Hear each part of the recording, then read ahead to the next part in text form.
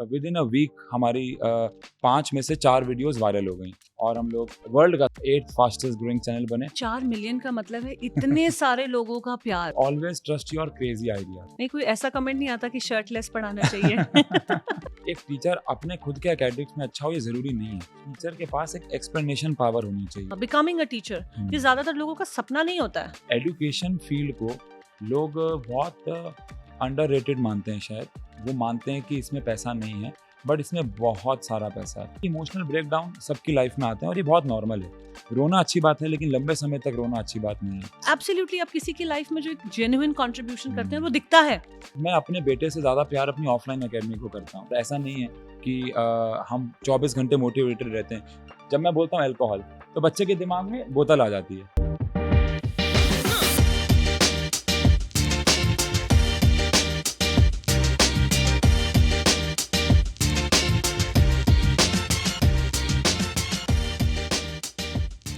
Hi everyone, my name is Shobha Rana. I am your emotional intelligence and mindfulness coach. मेरे channel में आपका स्वागत है। इस चैनल के थ्रू मैं आपके सामने लेकर आना चाहती हूँ कुछ ऐसी कहानियाँ, लर्निंग सीरीज़ और पॉडकास्ट एपिसोड जिसमें कुछ ऐसे गेस्ट होंगे जिनकी स्टोरीज़ बहुत ही इंस्पिरेशनल रही हैं और जिन्होंने अपने इमोशनल इंटेलिजेंस को मास्टर करके अपने इमोशंस को एक अच्छा बेहतर तरीके से डील करके अपनी लाइफ को पॉजिटिव स्पिन दिया है। You know, when you know the art of handling your emotions, then you can most definitely enhance your performance, you can take better decisions and you can improve your overall health as well. आज का जो ये episode है बहुत ही special है क्योंकि आज के मेरे गेस्ट बहुत स्पेशल हैं। He is a teacher and I truly feel that teachers are the ones who are shaping up the society। जो एक बदलाव आता है और जो एक ग्रोथ आती है माइंडसेट में और एजुकेशनल लेवल पे, उसको जो लेकर आते हैं वो टीचर्स होते हैं। तो मेरे लिए आज का एपिसोड बहुत ही खास है क्योंकि टीचिंग जो है वो मेरा भी फर्स्ट प्रोफेशन था। सबसे पहले जो मैंने पैसे कमाए थे 16 साल की उम्र में, वो as a tutor, as a teacher ही कमाए थे। तो आज का एपिसोड जो है मेरे लिए बहुत स्पेशल है। आज के जो मेरे गेस्ट हैं उनकी स्टोरी बहुत ही इंस्पायरिंग है। He built India's fastest growing educational YouTube channel and also world's number 8th fastest growing YouTube channel in education. So you can imagine कि कितनी मेहनत से ये अपना काम करते हैं। क्रिएटिविटी, टेक्नोलॉजी और इमेजिनेशन को इन्फ्यूज़ करके एक्सपेरिमेंटेशन के साथ बहुत ही क्रिएटिव वीडियोज़ बनाते हैं और इनकी videos are absolutely viral on all platforms. And today I have the pleasure of having with me the star teacher Ashu Ghai. Thank you so much, ma'am. Thank you. Hello Ashu जी, कैसे हैं आप? बहुत बढ़िया।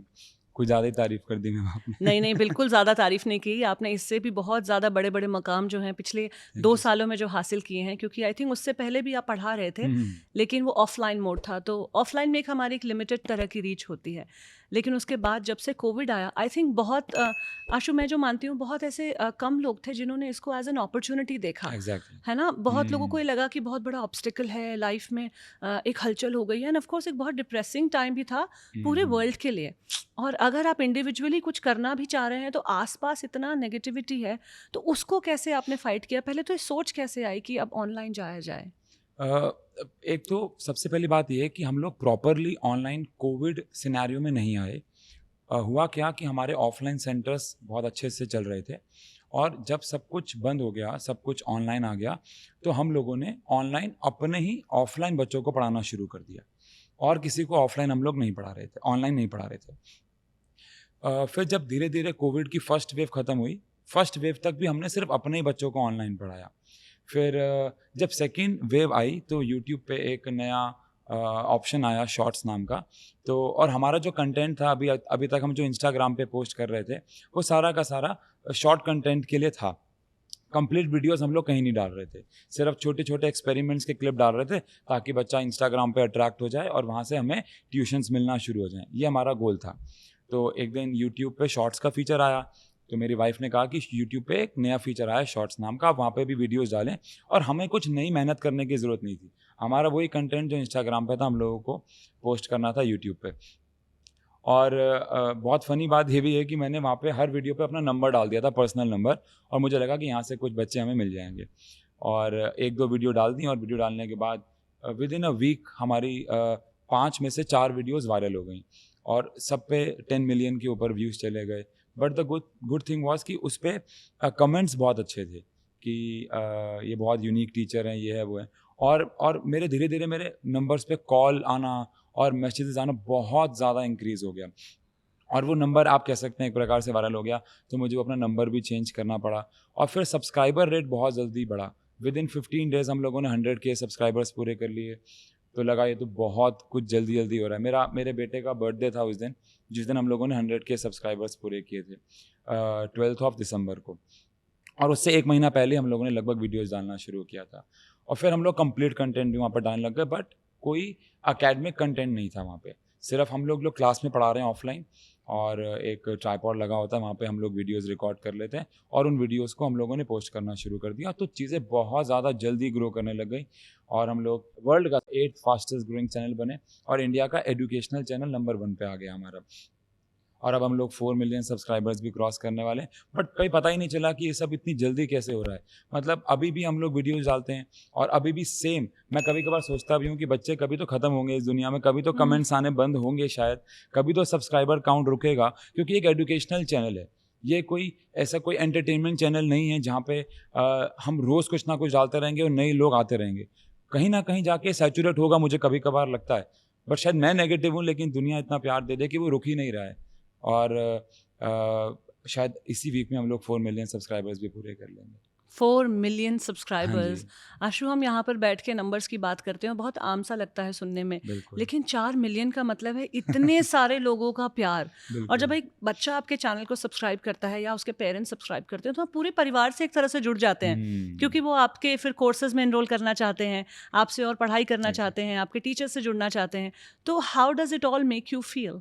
अभी मैं जब कहीं जाता हूँ अपनी फैमिली के साथ, तो मुझे इस चीज़ की खुशी कम होती है कि मुझे बच्चे मिलते हैं, क्योंकि वो मैं एक्सपेक्ट भी करता हूँ, क्योंकि मैं बच्चों को पढ़ा रहा हूँ, वो मेरी एक्सपेक्टेशन भी है कि वो मुझे मिलेंगे। लेकिन जब उनके पेरेंट्स मिलते हैं, एक इंसिडेंस हुआ कि मुझे एक फादर मिले जिनका बच्चा अभी 2.5 साल का भी नहीं था।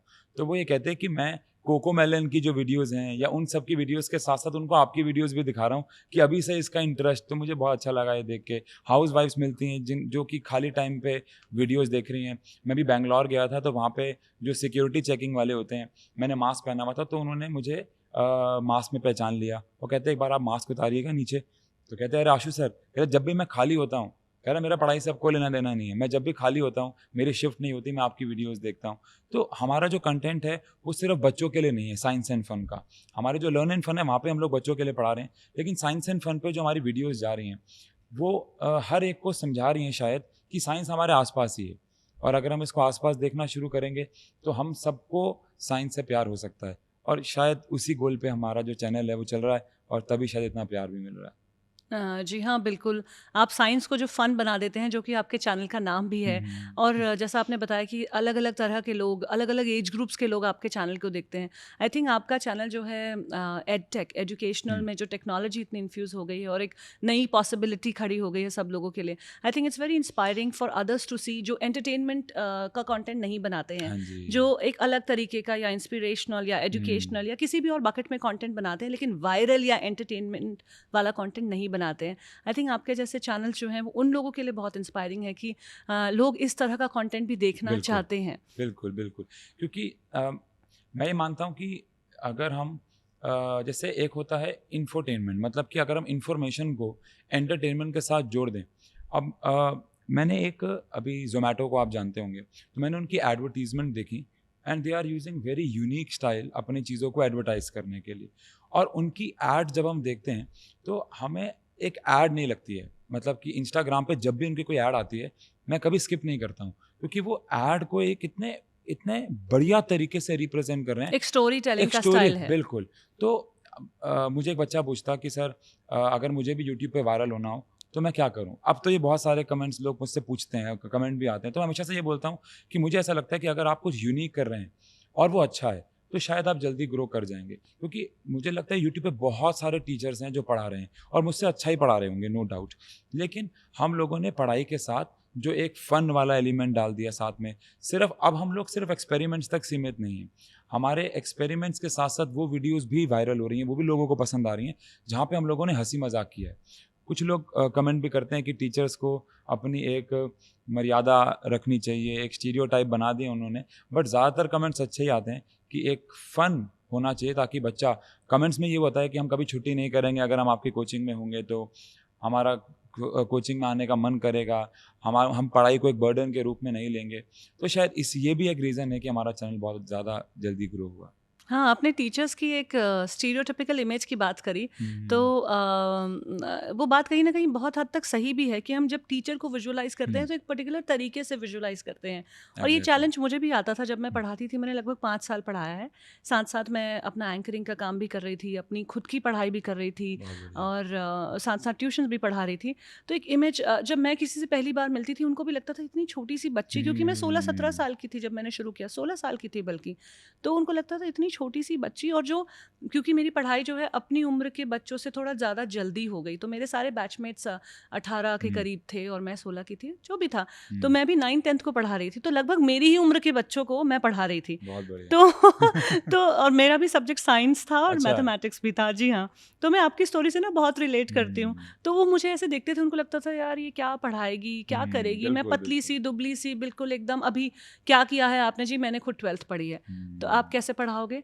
तो वो वाले जो बिल्कुल, क्वेश्चंस होते हैं ना, एग्जैक्टली। क्योंकि मैं पढ़ाई में खुद काफ़ी ब्रिलियंट रही थी और मेरा भी जो स्टडीज़ को लेके अप्रोच था, वो हमेशा से एक एक्सपेरिमेंटल तरीके से, उसको एक स्टोरी टेलिंग के तरीके से अप्रोच करती थी। कभी रट्टा लगाना है उस तरह से।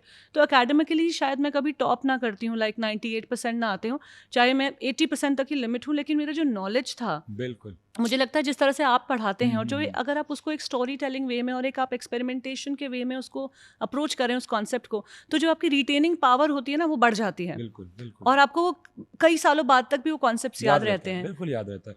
तो जैसे अभी आपने बहुत अच्छी बात बोली कि एक टीचर अपने खुद के एकेडमिक्स में अच्छा हो, ये ज़रूरी नहीं है। हमारे क्लास के अंदर मैंने कभी, मतलब एक आध बार हो सकता है मैथ्स में या साइंस में टॉप किया, बट ओवरऑल मैं टॉपर नहीं था। मैं टॉप 5 बच्चे या टॉप 10 बच्चों में आता था, लेकिन मुझसे ऊपर बच्चे थे क्लास के अंदर। बट ज़रूरी नहीं है कि वो टीचर बने, क्योंकि एक टीचर के पास एक एक्सप्लेनेशन पावर होनी चाहिए। वो बच्चों को इस तरीके से समझा दे कि बच्चा लंबे समय तक उसको याद रखे। अभी भी हम लोग कॉलेज के बच्चे जब हमारे को मैसेज करते हैं, तो वो कहते हैं आपने एक कंसेप्ट हमें समझाया था एक एक्सपेरिमेंट के द्वारा, और वो हमें अभी तक याद है। और अगर हमने ये एक्सपेरिमेंट के द्वारा ना समझा होता, एक बहुत फ़नी इंसिडेंस हुआ। मैं अपनी, अभी जो मेरे ब्रदर हैं, मेरे बड़े ब्रदर हैं, उनकी बेटी है आयत, तो हम उनकी पेरेंट्स टीचर मीटिंग में गए हुए थे अभी। तो वहाँ पे एक टीचर थे, उनकी क्लास टीचर थी, तो वो साइंस की टीचर थी। तो उन्होंने कहा कि मैं आज तक कभी डिफ्यूजन का कंसेप्ट नहीं समझ पाई थी प्रॉपर तरीके से, पर मैंने आपकी वीडियोस देखी और अब मैं शायद ये कभी भी नहीं भूलूंगी और बच्चों को भी इसी एग्जाम्पल से समझाऊंगी। तो ये बहुत अच्छा लगता है कि बच्चे हमारे एग्जाम्पल्स को या कोई भी और उससे रिलेट कर पा रहा है कि यार ये तो डिफ्यूजन तो मैं रोज़ घर में देखता हूँ, देखता बट हूँ। मुझे पता ही नहीं था कि ये डिफ्यूजन होता है। तो मैं इसकी डेफिनेशन पढ़ने से ज़्यादा पहले इंपॉर्टेंट ये है कि मैं उसको अपने आसपास देखूँ, और ये बहुत ज़रूरी है। हाँ, साइंस हम्म, जैसा कि आपने कहा हमारे आस-पास हर तरफ है। हम्म, तो मेरे भी घर में एक बार आरओ खराब हो गया था। तो मेरी मदर सरप्राइज़ थी कि तुम्हें अब तक याद है जो तुमने पढ़ा। इनफैक्ट जो ठीक करने में आया था, ही वाज़ आल्सो सरप्राइज़्ड कि मैडम आपको पता है कि ये बहुत रिवर्स बढ़िया। ऑस्मोसिस कैसे काम करता है? मैंने कहा हाँ, क्योंकि हमने पढ़ा है और हमने इस तरीके से पढ़ा है कि वो चीज़ हमें आज रिटेन्ड है। बिल्कुल। आज भी अगर आप बात करो तो सिर्फ़ अगर आप उसको थ्योरेटिकल वे में अप्रोच करें, आप नंबर्स ला सकते हैं, आप टॉप कर सकते हैं। लेकिन एक जो प्रैक्टिकल पर्सनैलिटी डेवलपमेंट और पर्सनल ग्रोथ होता है, वो मेरे ख्याल से कहीं न कहीं रुक जाता बिल्कुल, है। सही बात है, सही बात है, बिल्कुल। तो आपके चैनल से आई थिंक वो एक जो मैसेज मिलता है, वो हुँ, बहुत ही अच्छा एक मैसेज जाता है। और आप जो टीचर्स की जो एक स्टीरियोटिपिकल इमेज की हम बात कर रहे थे, हुँ। तो मैंने अपने बारे में बात की। आपके बारे में बात करें तो टैटूज़ बने हुए हैं, मॉडल जैसे आपने अपने आप को मेंटेन किया हुआ है। आई थिंक आपने कुछ मॉडलिंग या फैशन में कुछ हुँ। एक्सपेरिमेंट्स भी किए अपने हाँ करियर जी, में, हाँ जी, हाँ जी। प्रोफेशनली भी कुछ शायद आपने छोटा-मोटा एक्सपेरिमेंट वहाँ पे किया है। तो कुछ उसके बारे में बताइए कि आपको देख के फिर टीचर्स को ऐसा, पेरेंट्स को ऐसा नहीं लगता कि इनके पास बच्चों को पढ़ने भेजेंगे, कहीं बच्चे बिगड़ ना जाएँ? क्योंकि एक होता बिल्कुल है एज़ अ सही कह रहे हैं पेरेंट्स आप, बिल्कुल आप ठीक कह रहे हैं। कैटेगराइज़ करते हैं हुँ। लोगों को। जब मैं 11th में था तो मैंने बच्चों को पढ़ाना शुरू कर दिया था, और 11th में जब मैं स्कूलिंग में था तो तब एक ट्रेंड चला था नीचे से पैंट्स को ऊपर करना, शॉर्ट पैंट्स को पहनना। तो मैंने स्कूल में वो पहनना शुरू किया, तो मेरे टीचर्स ने मुझे डाँटा कि नहीं ये स्कूल में नहीं चलेगा, तो मैंने उसे घर पे करना शुरू कर दिया। अब जब मैं 11th में था, जैसे आपने बताया मेरे साथ भी ऐसे ही था, तो मैं 9th के बच्चों को पढ़ाना स्टार्ट किया। तो वहाँ पे कभी-कभार बच्चे आके हँसते भी थे।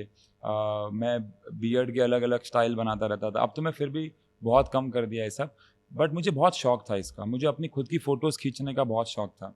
फिर जब मैं कॉलेज में गया तो मुझे एक अपॉर्च्युनिटी मिली। हमारे कॉलेज में एक सोसाइटी थी, फैशन सोसाइटी, हर कॉलेज में होती है अक्सर, डांस सोसाइटी, फैशन सोसाइटी, ऐसे ऐसे करके।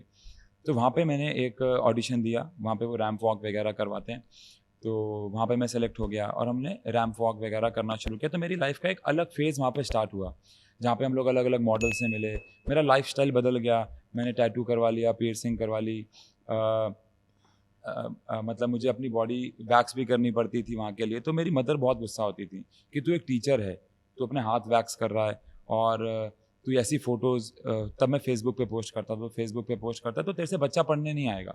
तो मैंने उनको बोला कि अगर नहीं आएगा तो कोई बात नहीं, क्योंकि मैं असली में तो ऐसा ही हूँ ना, तो मैं अपने आप को फेक नहीं दिखा सकता कि मैं सिर्फ इसके लिए कि मैं बच्चे ले लूँ, और अगर मैं कुछ फेक करूँगा भी तो वो टेम्परेरी होगा शायद, और मुझे उसमें मज़ा भी नहीं आएगा। तो मम्मी कहती थोड़ा सा कम कर दे इसको, अगर कर सकता है तो मैंने उनकी बात सुनते उसको थोड़ा सा कम किया। और फैशन सोसाइटी से भी मुझे ऑफ़र्स आए थे, मैं जब सेकेंड ईयर में था तो हमें ऑफ़र आए थे कि आपको लंदन आना है, एक क्लोथिंग ब्रांड था और उसके लिए 3 साल हमारे अंडर काम करना है। पर तब तक हमारी OSR अकेडमी, जहाँ पे मैं ऑफलाइन पढ़ाता हूँ, इतनी ग्रो कर गई थी कि मुझे 2 में से कोई एक चीज़ चुननी पड़ गई।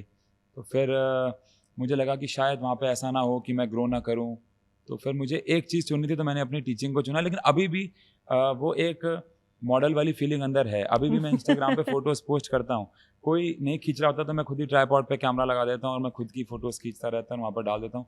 अभी फ़िलहाल थोड़ा टाइम नहीं मिल पा रहा है, बट हाँ, मुझे शौक है, मुझे अच्छा लगता है ये सब करने का, फ़ोटोज़ डालने का। अभी भी कमेंट आते हैं, बहुत आते हैं कि आपको तो शर्ट में पढ़ाना चाहिए, जब मैं क्लास के अंदर टी-शर्ट, पता नहीं ये क्यों ड्रेस कोड बना दिया टीचर्स के लिए कि एक मेल टीचर आएगा तो शर्ट पैंट पहननी है।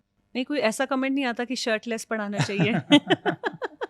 नहीं, ऐसा कमेंट तो नहीं आया, बट हाँ, बहुत अच्छे कमेंट्स आते हैं इन अ गुड वे कि आप टीचर हैं, आप हमारा टीचर क्रश हैं, एंड ऑल, और वो देख के तो अच्छा बड़ी लगता खुशी है। भी होती है हाँ, आपको, हाँ, बहुत अच्छा ब्लश भी करते हैं। बहुत अच्छा लगता है। बट अगेन आजकल के टीचर्स में देख रहा हूँ, जैसे आप हैं या मैं और भी टीचर्स देखें, वो इस स्टीरियोटाइप को ब्रेक कर रहे हैं। मैं बहुत टीचर से मिल रहा हूँ, पहले मुझे लगता था कि मैं ही अकेला 30 मार खां ऐसा हूँ, बट ऐसा नहीं है। बहुत सारे टीचर्स आज की डेट में हैं जो इसको ब्रेक कर रहे हैं। जैसे एक टीचर है हमारे यूट्यूब पे बहुत फेमस, वो शेर व शायरी करके पढ़ाते हैं। एक मैम है जिनको कोई फ़र्क नहीं पड़ रहा उनके क्लोथिंग पे क्या कमेंट आ रहा है, लेकिन वो पढ़ा रही हैं और वो बहुत अच्छा कंटेंट दे रही हैं। बट बच्चों का या लोगों का फोकस कहीं और जा रहा है, वो तो फिर अलग पॉइंट हो गया ना।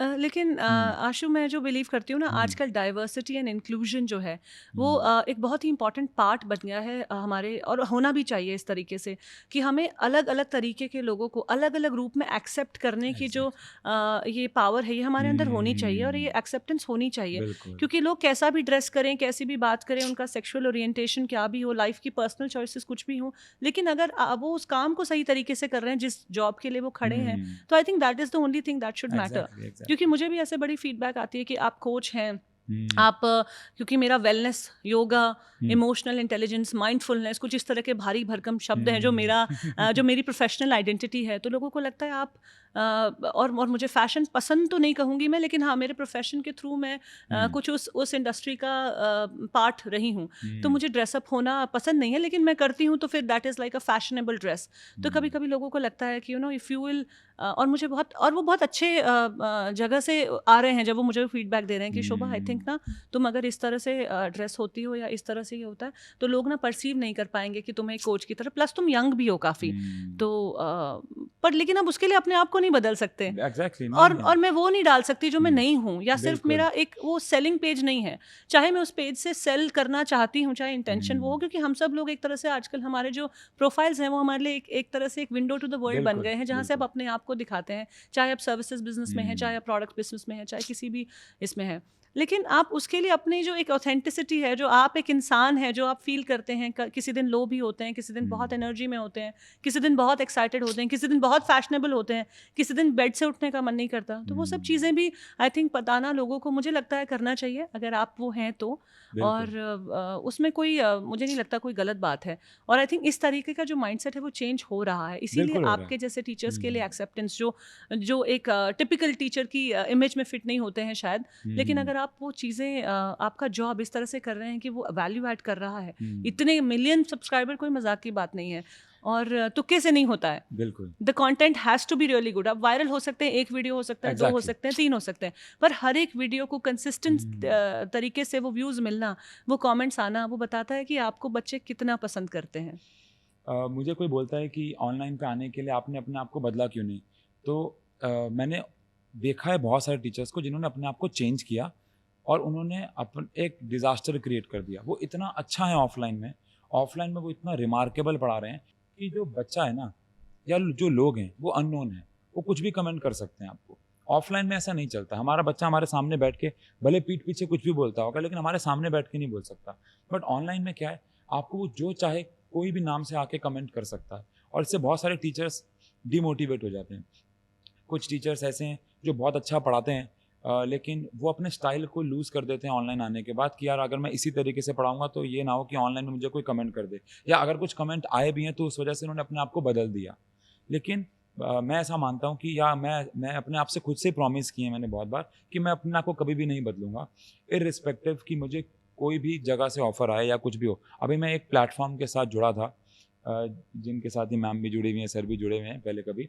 तो वहाँ पे मेरी पहली वीडियो थी, तो उस वीडियो का शूट चल रहा था, तो उस वीडियो के अंदर मैंने साले बोल दिया गलती से। गलती से क्या, वो मैं बोल देता हूँ क्लास के अंदर भी। तो वहाँ पे जो वीडियो शूट कर रहे थे मैम ने बोला कि वीडियो नहीं जाएगी, ये तो काटना पड़ेगा। और ऐसे ही बहुत सारे इंसिडेंट्स और हुए हैं जहाँ पे मैंने कुछ अलग शब्द बोल दिए जो मुँह से निकल जाते हैं कि मेरा स्टाइल ही वही है। तो उन्होंने कहा नहीं ये वीडियो काटनी पड़ेगी। तो मैंने कहा कि अगर ऐसा है, अगर हमको इसमें आगे जाके प्रॉब्लम आएगी तो ये तो शायद आती रहेगी क्योंकि मेरा स्टाइल ऐसा है। तो उन्होंने कहा नहीं फिर हमें हायर अथॉरिटी से बात करनी होगी। मैंने कहा आप उनसे बात कर लीजिए क्योंकि ऐसे कंटेंट आगे और आएँगे। अब हम लोग जब वीडियो शूट कर रहे होते हैं तो कभी-कभार कुछ ऐसे कंटेंट आ जाते हैं या जो मुँह से निकल जाते हैं जो शायद एक टीचर के मुँह से निकले हुए लोग नहीं एक्सेप्ट करेंगे, बट वो निकल जाते हैं और फिर हम उनको काटते भी नहीं हैं क्योंकि लोगों ने मुझे ऐसा ही पसंद किया है और मैं चाहता हूँ कि मेरी असली साइड ही उनको दिखती रहे। अगर मैं वो चीज़ें काट दूँगा तो शायद वो जो फन एलिमेंट है वो निकल जाएगा अशु, वीडियोज़ कभी के। कभी क्या होता है ना कि जब हम एक हुँ, पब्लिक स्पेस में होते हैं और हुँ, जब हमारे आसपास इतना कंपटीशन भी होता है, और एडटेक तो पिछले 2 सालों में हुँ, एक्सपोनेंशियली ग्रो किया है, राइट? सो जब इस तरह का प्रेशर आप देखते हैं, कहीं ना कहीं आप वो प्रेशर अपने ऊपर लेने लग जाते हैं। बिल्कुल। तो फिर आप पढ़ा तो रहे हैं लेकिन आपके अंदर जो दिमाग में गोल है वो ये है कि मुझे वायरल करना है इस वीडियो को। तो हुँ, शायद इसीलिए लोग अपनी पर्सनैलिटीज़ को भी चेंज करने लग जाते हैं कि यार वो वायरल हो गया तो मुझे भी वैसा करना चाहिए। बिल्कुल, but what works for one person might just not work बिल्कुल। For another person, might just be an absolute disaster, hmm, right? So I think उस तरह से भी लोग अपने आप को खो देते हैं। ये मैं भी बहुत देखती हूँ अपने स्पेस में भी कि अगर कोई 2 लोग कुछ और कर रहे हैं और उनको बहुत सक्सेस मिल रहा है तो हम भी वही रूट पकड़ लें। हुँ, हो सकता है आपको मिल भी जाए, हो सकता है ना भी मिले, लेकिन आप अपने आप को कैसे जस्टिफाई करेंगे if you are not that person? बिल्कुल exactly. And then over a period of time ये जो प्रेशर है ना, वो इकट्ठा होते होते होते बहुत सारे इमोशनल इश्यूज, हुँ, मेंटल इश्यूज में कन्वर्ट हो जाता है।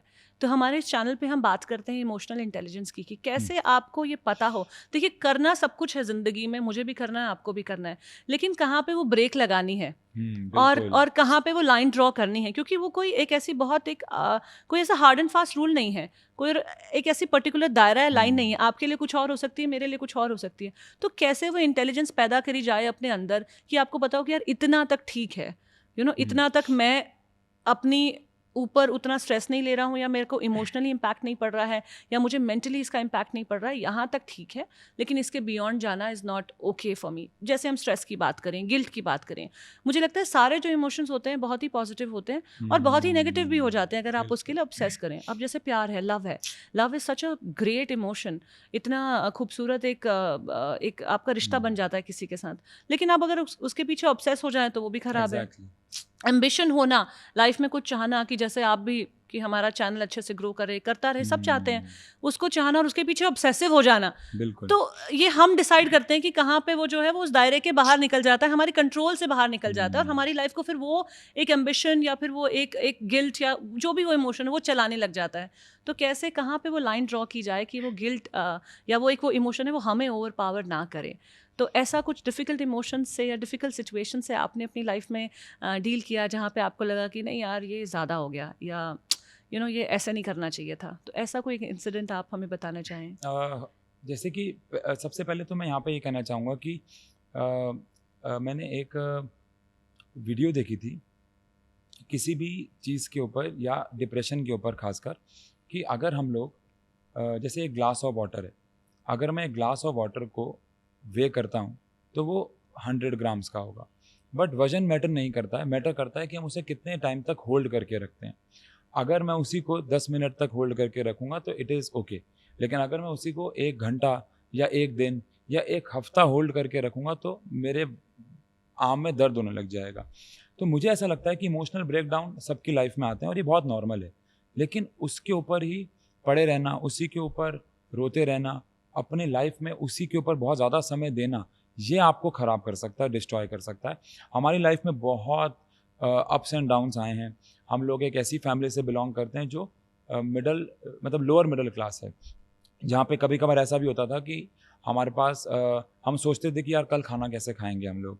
बट फिर वहाँ से हम लोगों ने, हमारी मदर ने मेहनत की, हमने मेहनत की, हम लोगों ने अपने एकेडमिक्स को ऑफलाइन में बहुत अच्छा ग्रो किया, बहुत अच्छा हम लोगों ने अर्न कर लिया, लाइफ सेट हो गई।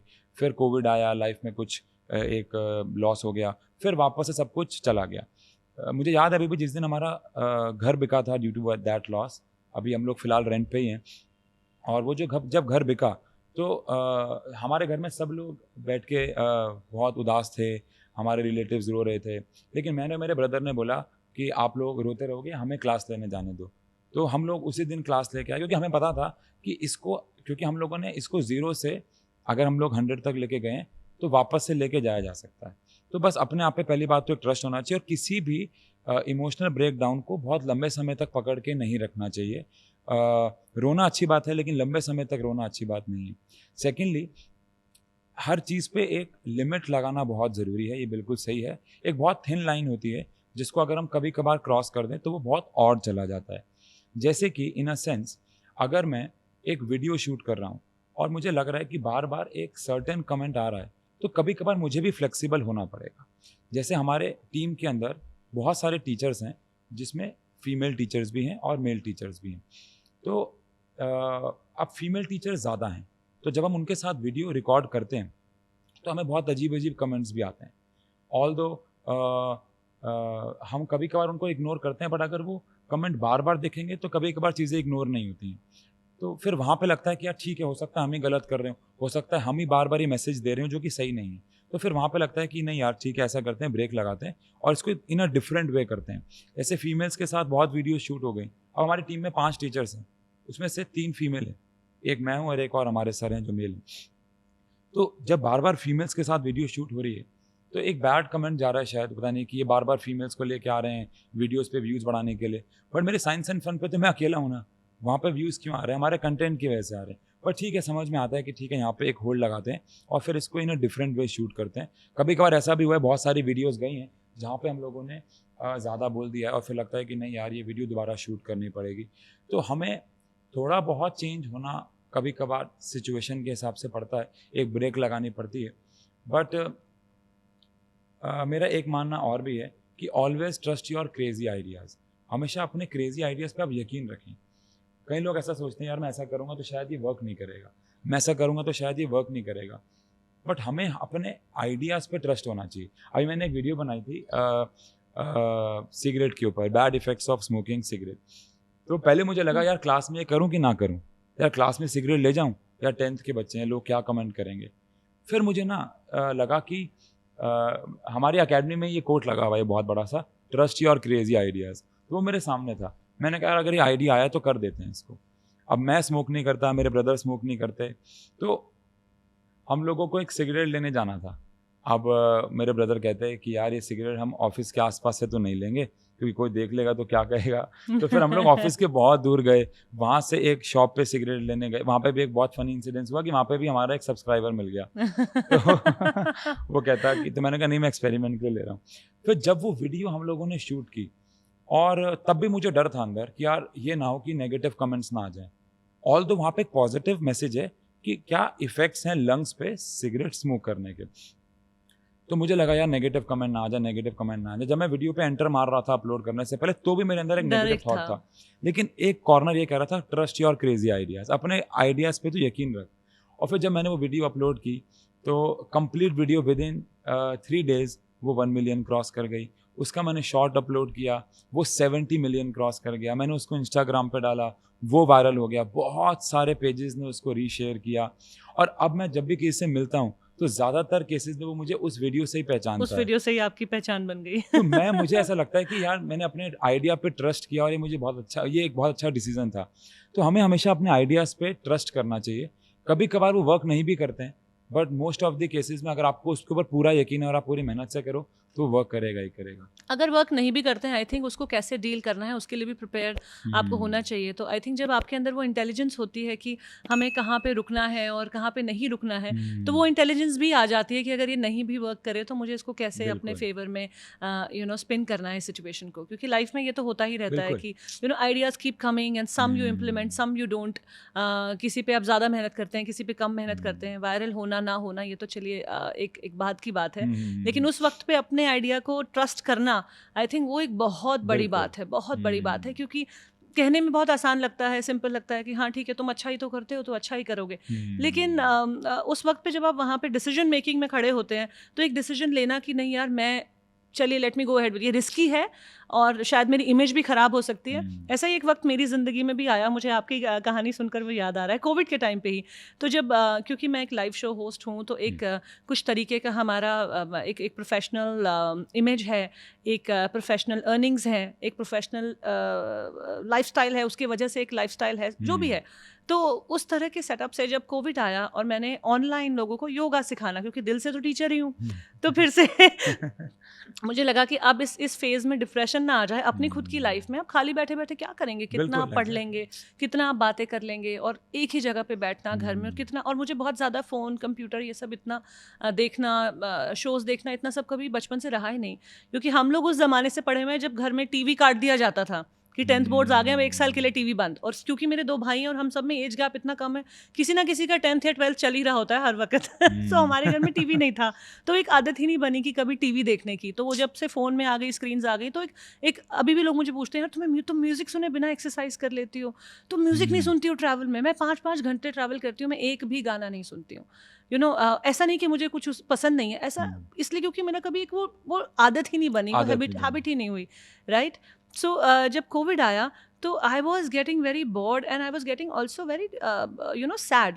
एक अलग तरीके की जो आसपास की नेगेटिविटी है वो भी आप अब्जॉर्ब करते हो। फिर अपनी लाइफ में इतने उतार चढ़ाव उस वक्त हो रहे हैं, और क्योंकि मेरा प्रोफेशन जो था वो था एंटरटेनमेंट रिलेटेड, तो वो तो लग्जरी आइटम है, वो तो लास्ट में भी प्रायोरिटी नहीं था उस टाइम पे किसी की, राइट? सो एक वो उस तरह की एक नेगेटिविटी को लेकर चलना, और फिर मुझे ये क्रेजी आइडिया आया कि चलिए योगा सिखाया जाए ऑनलाइन। तो फिर मेरे कुछ अच्छे दोस्त और बहुत अच्छी जगह से, well wishers, they speaking from a very good place in their heart, they said कि Shobha you are gonna be putting yourself out there, तुम अपना नंबर डाल रही हो, तुम लोगों से नेगोशिएट कर रही हो, जो लोग तुमको रीच नहीं कर सकते, क्योंकि एक सर्टेन इमेज बन जाती है आपकी कुछ साल काम करने के बाद, आप उनको रीचेबल हो रही हो एज अ फीमेल, एंड और आप यकीन मानिए मैंने लोगों से 500 रुपये, जो कि मेरे लिए शायद भगवान की, मतलब आज ऐसा दिन है कि मैं ये कह सकती हूँ कि मेरे लिए मैटर नहीं करते।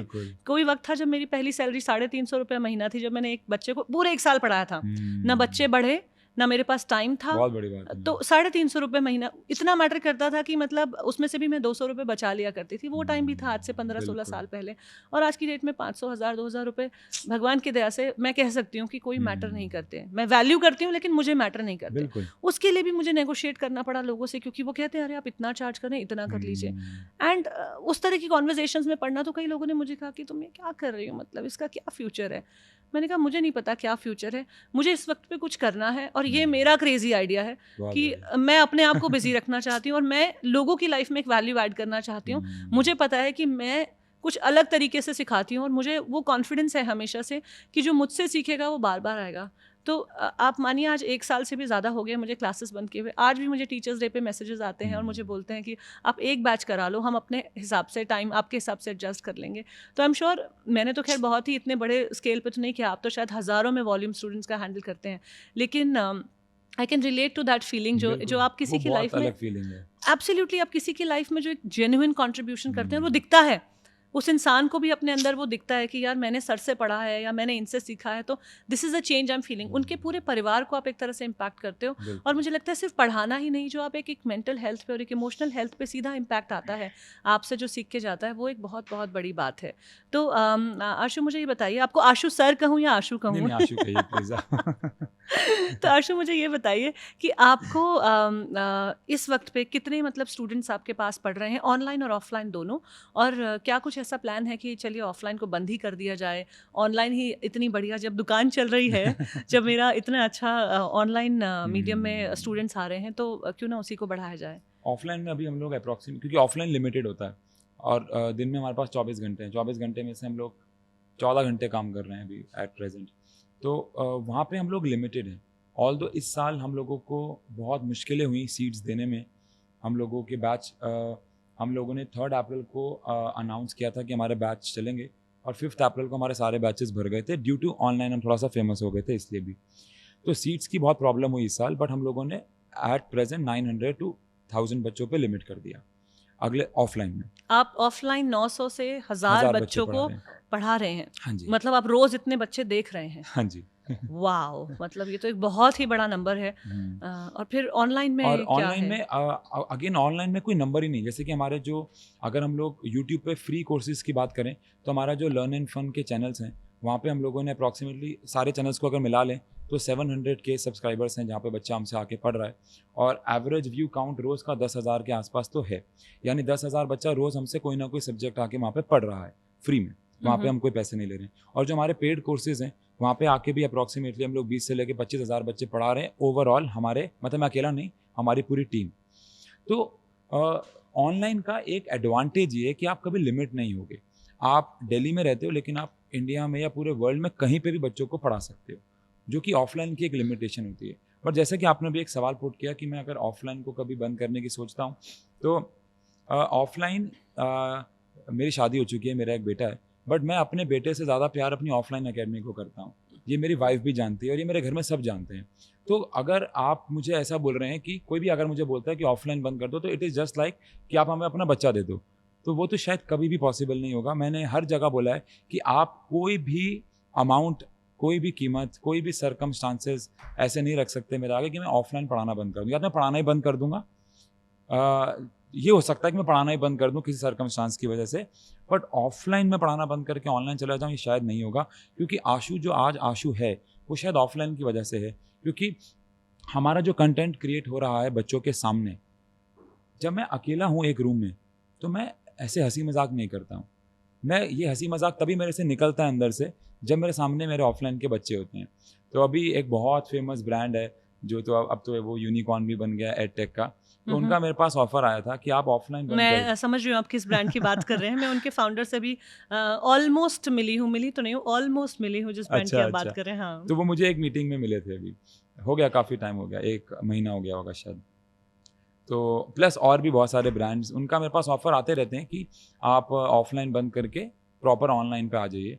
और आप एक ब्रांड ने तो मेरे सामने चेक भी रख दिया था कि आप इसमें जो भी रकम भर देंगे। लेकिन आजकल ये बहुत ही मतलब you know this is the dream जो हम उस टाइम पे सोचते थे। हाँ बिल्कुल। आशु क्या होता है ना, being a teacher, becoming a teacher, ये ज़्यादातर लोगों का सपना नहीं होता है। अगर आप किसी 10 साल के बच्चे से नहीं होता है पूछें मैम, बिल्कुल कि आप नहीं। क्या बनना चाहते हो, तो कुछ भी कह सकते हैं। यू नो आजकल तो बहुत क्रिएटिव चीज़ें कहते हैं बच्चे। तो मैं डॉक्टर, लॉयर तो बिल्कुल नहीं कहूँगी क्योंकि शायद वो हमारे ज़माने की बात थी। हाँ जी। आजकल तो बच्चे फैशन डिज़ाइनर और बहुत कुछ बनना चाहते हैं, लेकिन टीचर बहुत लोग नहीं बनना नहीं चाहते, बनते, सोचते नहीं। भी नहीं है। बल्कि हमारे टाइम में मतलब जब मैं ग्रो हो रही थी तो टीचर तो लड़कियों के लिए एक प्रोफेशन समझा जाता था कि शादी करने में आसानी होगी तो टीचर बन जाओ। तो उस प्रोफेशन को इतना एस्पायरिंग बना देना, और उस प्रोफेशन में आज की डेट में अगर पैसे की बात करें तो मतलब आई थिंक उस टाइम पे कोई सोच भी नहीं सकता था कि सीआर्स में, करोड़ में पैकेज हो सकता है एक टीचर का, एक ट्यूटर का। टीचर भी छोड़िए, एक बड़े यूनिवर्सिटी में आप एक प्रोफेसर हैं, फैकल्टी में, एक अलग बात है, बट आप एक सिर्फ ट्यूटर हैं, यू नो, और उसमें आप करोड़ में आपका पैकेज जा रहा है। क्योंकि मैं भी अभी जिनकी आप बात कर रहे हैं शायद आई थिंक क्योंकि आपका साइंस का चैनल है तो बहुत मुश्किल नहीं है गेस करना आप किस चैनल की बात कर रहे हैं। तो अगर बात करें तो करोड़ में पैकेजेस जा रहे हैं टीचर्स को, ट्यूटर्स को, मतलब दिन में कुछ घंटे पढ़ाने के लिए। तो ये तो एक बहुत ही मतलब किस तरह से सिचुएशन बदल गई है और टीचिंग फाइनेंशियली भी ल्यूक्रेटिव हो गया अब लोगों के लिए। मेरी मीटिंग थी उनके साथ एक, तो उन्होंने मुझे बोला, मैंने कहा सर मैं ऑफलाइन 3 से लेकर 9 तक बिजी रहता हूँ, मैं और कुछ नहीं पढ़ा सकता 3 to 9। तो उन्होंने कहा आप ऑफलाइन से कितना कमाते हैं? तो मैं समझ तो गया था वो किस ट्रैक पे जा रहे हैं। हाँ, तो मैंने कहा मैं दिस मच अमाउंट ऑफलाइन से कमाता हूँ। तो कहते हैं आप इंटू में 5 आप में से ले लीजिए और आप ऑफलाइन बंद कर दीजिए। तो उस मीटिंग में 4 लोग थे, उनमें से एक की मैं बहुत रिस्पेक्ट करता था, तो इसलिए मैंने फ़ोन काटा नहीं, वरना मैंने उनको पहले ही कॉल पे बोल दिया था कि प्लीज़ आप मेरे से ये बात मत कीजिएगा कि मुझे ऑफलाइन बंद करना। अभी मैं जिस कंपनी के साथ मैं हूँ, मैं एक ही शर्त पे हूँ, क्योंकि उन्होंने मुझे ऑफलाइन पढ़ाने के लिए अलाउ किया, कोई रिस्ट्रिक्शंस नहीं लगाए हुए मेरे पे। और अगर फ्यूचर में मैं किसी भी कंपनी के साथ जाता हूँ, तो मेरी एक शर्त हमेशा रहेगी कि देखो मैम ऐसा नहीं है कि मुझे पैसे की ज़रूरत नहीं है, वो ऑब्वियस सी बात है, हमारे को जो फाइनेंशियल लॉस हुआ अभी लास्ट ईयर में, अभी भी हम उससे ओवरकम नहीं हुए हैं। अभी भी हम लोग रेंट के हाउस में, अभी भी हम लोगों को डेट्स पे करने हैं, बहुत हद तक हम लोगों ने पे कर दिए हैं, कुछ अभी भी बाकी हैं। ऐसा नहीं है पैसे की ज़रूरत नहीं है, लेकिन पैसे के लिए हम हर चीज़ नहीं छोड़ सकते। मुझे पता है कि फ्यूचर में ऑफलाइन ही मुझे बचाएगा, क्योंकि देखो क्या होता है ऑनलाइन में, मैंने ये भी देखा है कि हर एक इंसान का एक फेज़ होता है, एक लाइफ होती है। हो सकता है मेरा 1 साल हो सकता है 2 साल हो सकता है इन सब के प्यार से मैं 10 साल 15 साल भी ग्रो करूँ, लेकिन मुझे पता है कि ऑफलाइन कभी भी मेरा साथ छोड़ेगा नहीं, तो इसीलिए मैं इसको तो कभी भी नहीं छोड़ूंगा। हाँ, ऑनलाइन में भी बहुत प्यार मिल रहा है, और इसलिए हम एक ऐसा रास्ता ढूंढा हमने कि हम ऑफलाइन और ऑनलाइन को साथ लेके चलें। इससे हमारे वर्किंग आवर्स बहुत ज़्यादा बढ़ गए, हम लोगों को सुबह शूट करना पड़ता है। मैंने आपको भी आज सुबह तंग किया, मॉर्निंग में बुलाया क्योंकि 10 बजे फिर हमारे शूट हैं, रात को हम लोग 2 बजे भी कभी कभार शूट कर रहे होते हैं, फिर मॉर्निंग में 5 बजे 6 बजे उठना होता है। लाइफ बहुत हेक्टिक हो गई है इसके लिए, बट ऑफलाइन कभी बंद नहीं करेंगे शायद। जो हाइब्रिड फॉर्मेट है, फिजिटल जिसे कहते हैं, ये फिजिटल फॉर्मेट जो है अब काफ़ी पॉपुलर हो गया Yes, है। yes, और yes. आई थिंक सिर्फ ऑनलाइन सोचना या सिर्फ ऑफलाइन सोचना, वो शायद एक ऑब्सोल्यूट सा कॉन्सेप्ट हो गया है। शायद बिल्कुल। दोनों को मिलाकर एक किस हम्म। तरह से एक उपाय निकाला जाए। एंड आई थिंक वहाँ पे आपने अपना एक जो रास्ता पकड़ लिया है, दैट इज़ फैंटास्टिक, फिनोमिनल जिस तरह से आप करते हैं। और आपका जो डिसिप्लिन है, आपने कहा दिन में 14 घंटे काम करते हैं आशु। पहले तो मैं समझना चाहूँगी कि किस तरह से डिसिप्लिन को आप अपनी लाइफ में उतारते हैं रोज़। बिकॉज क्या होता है ना, कुछ भी और प्रोफेशन में हो, आप बहाना दे सकते हैं, आप कह सकते हैं आज नहीं आऊँगा, लेकिन एज अ टीचर मुझे लगता है, ये मैंने पर्सनली भी फेस किया है, जो सबसे बड़ा एक इशू कह लीजिए वो ये होता है कि आप मना करेंगे तो आप आगे आपके सामने 200 300 400 500 50 बच्चे हैं, आप हर किसी को कैसे मना कर सकते हैं? अगर मैं मना भी कर दूं और मैं अपने टाइम से दोबारा एडजस्ट भी करूं उस क्लास को, फिर लेकिन कल मेरी क्लास मैंने मानी आज 7 बजे कैंसिल करके कल 7 बजे रखी, लेकिन उसमें से कुछ लोग हैं और इतना बड़ा वॉल्यूम जब आप हैंडल करें वो नहीं आ सकते, तो आपके पास गिल्ट होता है। Exactly. तो आप हिला ही नहीं सकते हो अपने स्लॉट को। ये मैंने एज अ योगा टीचर भी ये प्रॉब्लम फेस किया। लोग मुझे अभी भी कहते हैं, मैंने कहा ऐसा प्रॉब्लम नहीं है कि मैं 12 घंटे नहीं निकाल सकती हूँ सुबह, लेकिन वो कौन सी सुबह वो 12 घंटे होंगे, मैं वो कैसे डिटर्मिन करूँ? और फिर मैं आप लोगों को बार बार हर हफ्ते कहूँ आज वेडनेसडे नहीं होगा, थर्सडे नहीं होगा, फ्राइडे होगा, तो इससे आप ना एज अ टीचर आप जस्टिफाई नहीं कर रहे हैं फिर उसको, मुझे लगता है उस रोल को। तो आप ये डिसिप्लिन कैसे उतारते हो अपनी लाइफ में? 14 घंटे कैसे आप सुबह शूट करते हो, रात को शूट करते हो? मैंने बल्कि आपके एक वीडियो में सुना था आप रात को 11-12 बजे भी शूट करते हो, फिर सुबह कैसे उठते हो 6 बजे 5 बजे, मतलब कैसे आपका दिन चलता है? Take me through your day, how does it look like? जैसे कि अगर मैं अपने डे की बात करूं, तो हम लोग मतलब मैं पहली बात तो बहुत लोगों को लगता है मेरी एक बहुत बड़ी टीम है। हाँ, कितनी टीम है, कितने लोग हैं, कितने टीचर्स हैं जब आप 900 बच्चे हैंडल कर रहे हो? अच्छा, वहाँ पे हमारी टीम है, वहाँ पे हमारे 4-5 टीचर्स हैं।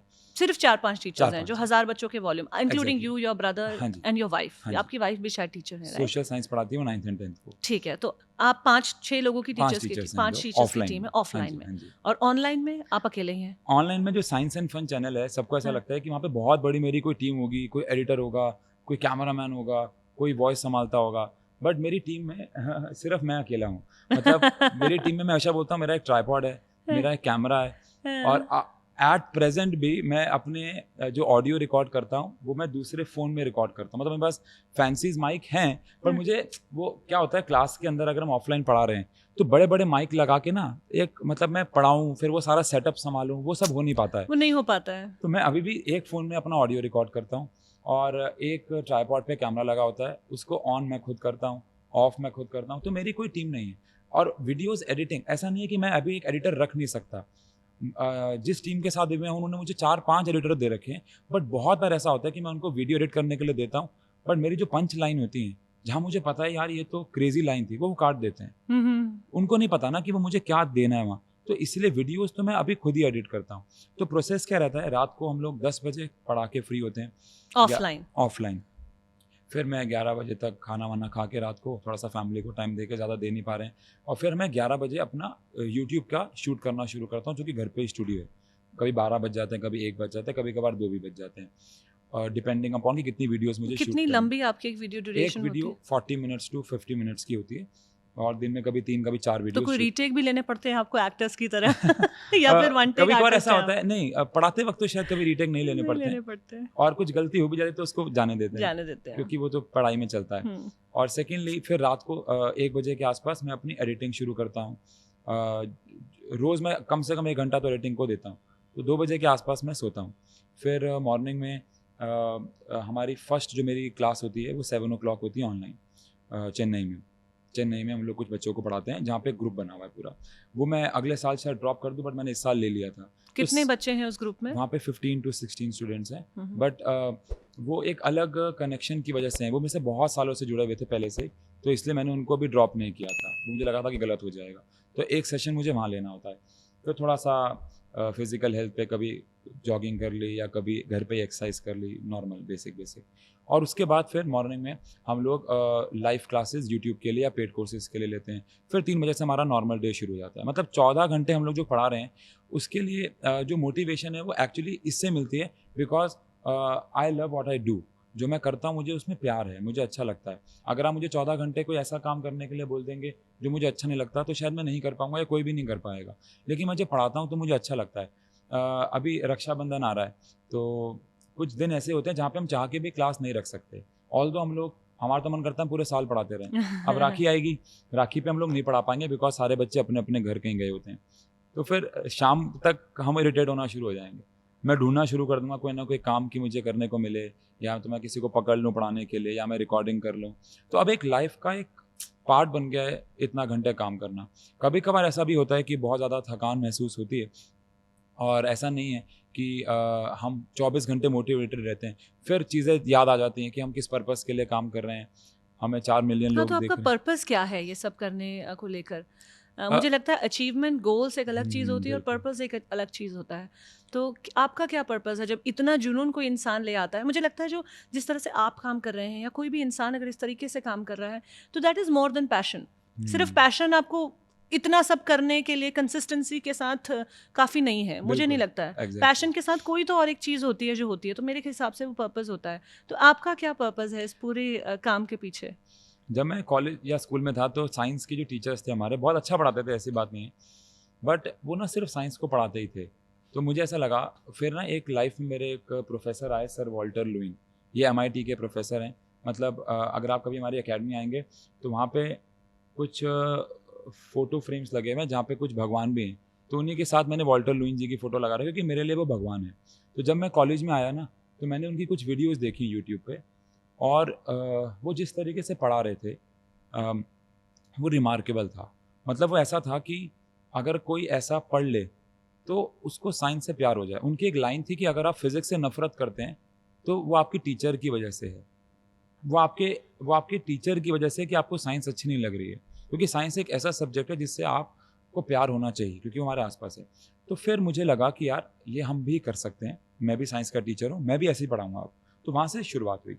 फिर लेकिन वो MIT के प्रोफेसर थे, वहाँ पे बहुत सारी फंडिंग थी। बजट्स होते हैं, बहुत फंडिंग होती है, रिसोर्सेज होते हैं, टीम्स होती हैं। और वो एक नेक्स्ट लेवल पे काम करते थे।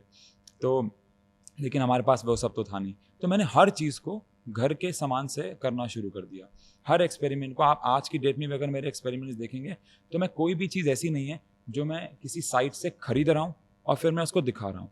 ऐसा एक भी एक्सपेरिमेंट नहीं है। आप खुद ही घर की चीज़ों से बनाते बना हैं, रहा ताकि बच्चे भी खुद वो एक्सपेरिमेंट करना Exactly. चाहे तो कर सकें और समझ सकें कि ये एग्जैक्टली। एक्चुअल में हो क्या रहा है और बिल्कुल। कैसे हो रहा है।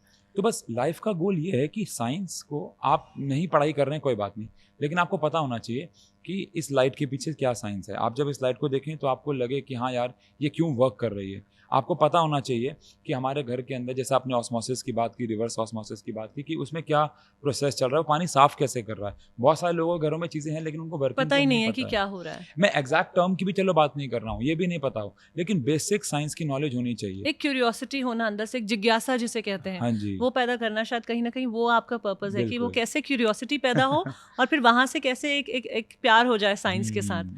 तो वही एक एम है कि लोग बस साइंस को आसपास देखना शुरू कर दें। और उससे प्यार करें, उनको समझ में आए कि साइंस एक डरने वाला सब्जेक्ट नहीं है। साइंस वो नहीं ले जिसके मार्क्स ज़्यादा आए हैं। साइंस कोई भी पढ़ सकता है, साइंस को कोई भी देख सकता है आसपास, यही बस लाइफ का गोल है।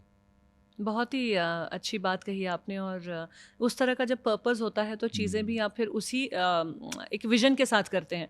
और जब चीज़ें एक बड़े विजन के साथ अलाइंड होती हैं तो अपने आप 4 मिलियन मुझे लगता है आपके लिए कोई बहुत बड़ा नंबर नहीं है। बहुत ज़्यादा ग्रोथ आपके चैनल को आगे आने वाले थैंक यू मैम, टाइम में भी थैंक यू, मिलेगी। I am very very sure and certain about that. Thank you so much. Ashu, जब आप इतने घंटे काम करते हैं और इतने जुनून के साथ काम करते हैं, और बहुत कम लोग इतनी हिम्मत रखते हैं ये कह पाने की कि मुझे मेरे बच्चे से भी ज़्यादा शायद मेरी एकेडमी से प्यार है, तो जब इस तरह का एक इंसान वो अपनी पर्सनल लाइफ को कैसे बैलेंस करता है अपनी वाइफ के साथ? आपका एक बहुत ही यंग बच्चा भी है, and I think you are live in a joint family, right? So you live in a joint family, तो बाकी रिस्पॉन्सिबिलिटीज़ और बाकी चीज़ें कैसे पूरी करते हैं, कब करते हैं? या आपको कभी कभी ऐसा नहीं लगता कि आप जस्टिफाई नहीं कर पा रहे हैं Ashu as a father, Ashu as a husband, Ashu as a son और ब्रदर?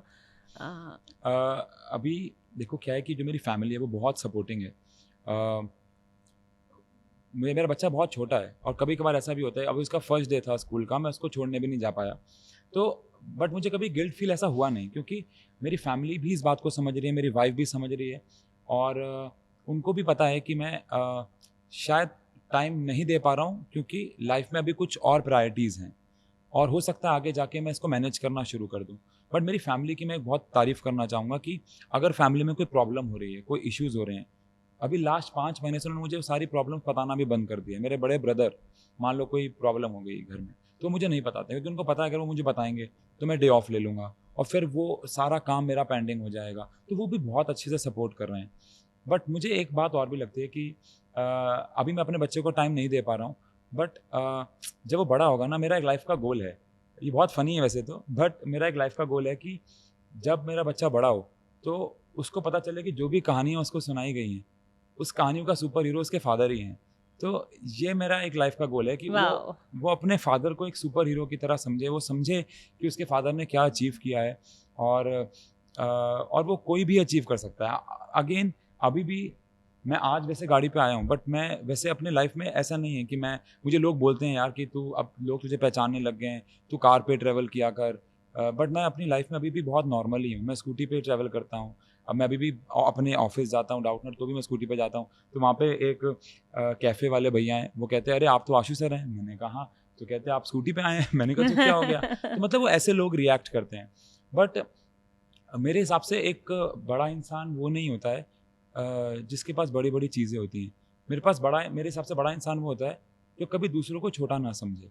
तो ऐसे ही बहुत सारी चीज़ें मैं चाहता हूँ कि मेरा बेटा भी समझे, मेरी बेटी उषांक सर की जो बेटी है जिसको मैं अपनी बेटी मानता हूँ वो भी समझे, और वो बड़े होके समझें कि मैंने या उषांक सर ने क्या बिल्ड किया है, और शायद वो समझेंगे भी, और मेरी फैमिली तो समझ ही रही है। मुझे कभी भी प्रॉब्लम नहीं हुई इस चीज़ को लेके कि आप टाइम नहीं दे रहे हो। हुँ, हुँ। इवन संडेज़ को भी हम लोग वर्क करते हैं। इवन संडेज़ को हम ज़्यादा काम कर रहे होते हैं, क्योंकि हम लोग फ्री होते हैं, हमारे सारे पेंडिंग काम संडे ही होते हैं। शायद मुझे याद नहीं है मैंने लास्ट छुट्टी भी कब ली थी, बट वो कभी कंप्लेन नहीं करते हैं। आई एम श्योर आशु, जैसा आप कह रहे हैं, क्योंकि जिस तरह से आप काम करते हैं और जितना प्यार आपको अपने काम से है, और जब सुपर हीरोज़ की बात करते हैं ना तो स्क्रीन पे दिखता है सुपर हीरो ने 1 सेकंड में ये कर लिया, 2 सेकंड में वो कर लिया।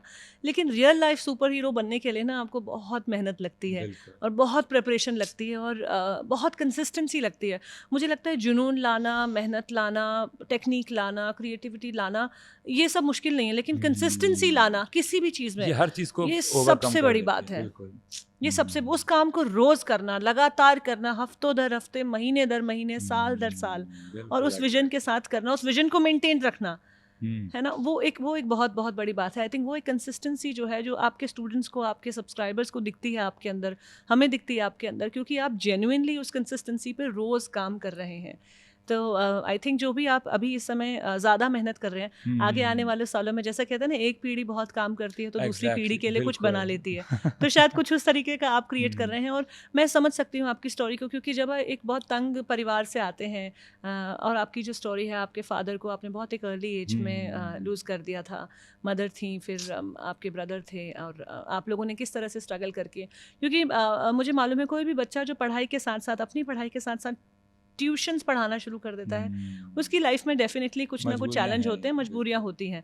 क्योंकि मैं भी उन मजबूरियों से किसी तरह से आप जूझते हो, आप खुद की एक पहचान बनाना चाहते हो, आप खुद से कुछ कर दिखाना चाहते हो, आपके छोटे छोटे शौक होते हैं। बहुत बड़े बड़े शौक तो थे ही नहीं, हमारे भी नहीं थे, शायद बिल्कुल आपके भी नहीं होंगे, नहीं, क्योंकि देखा ही नहीं।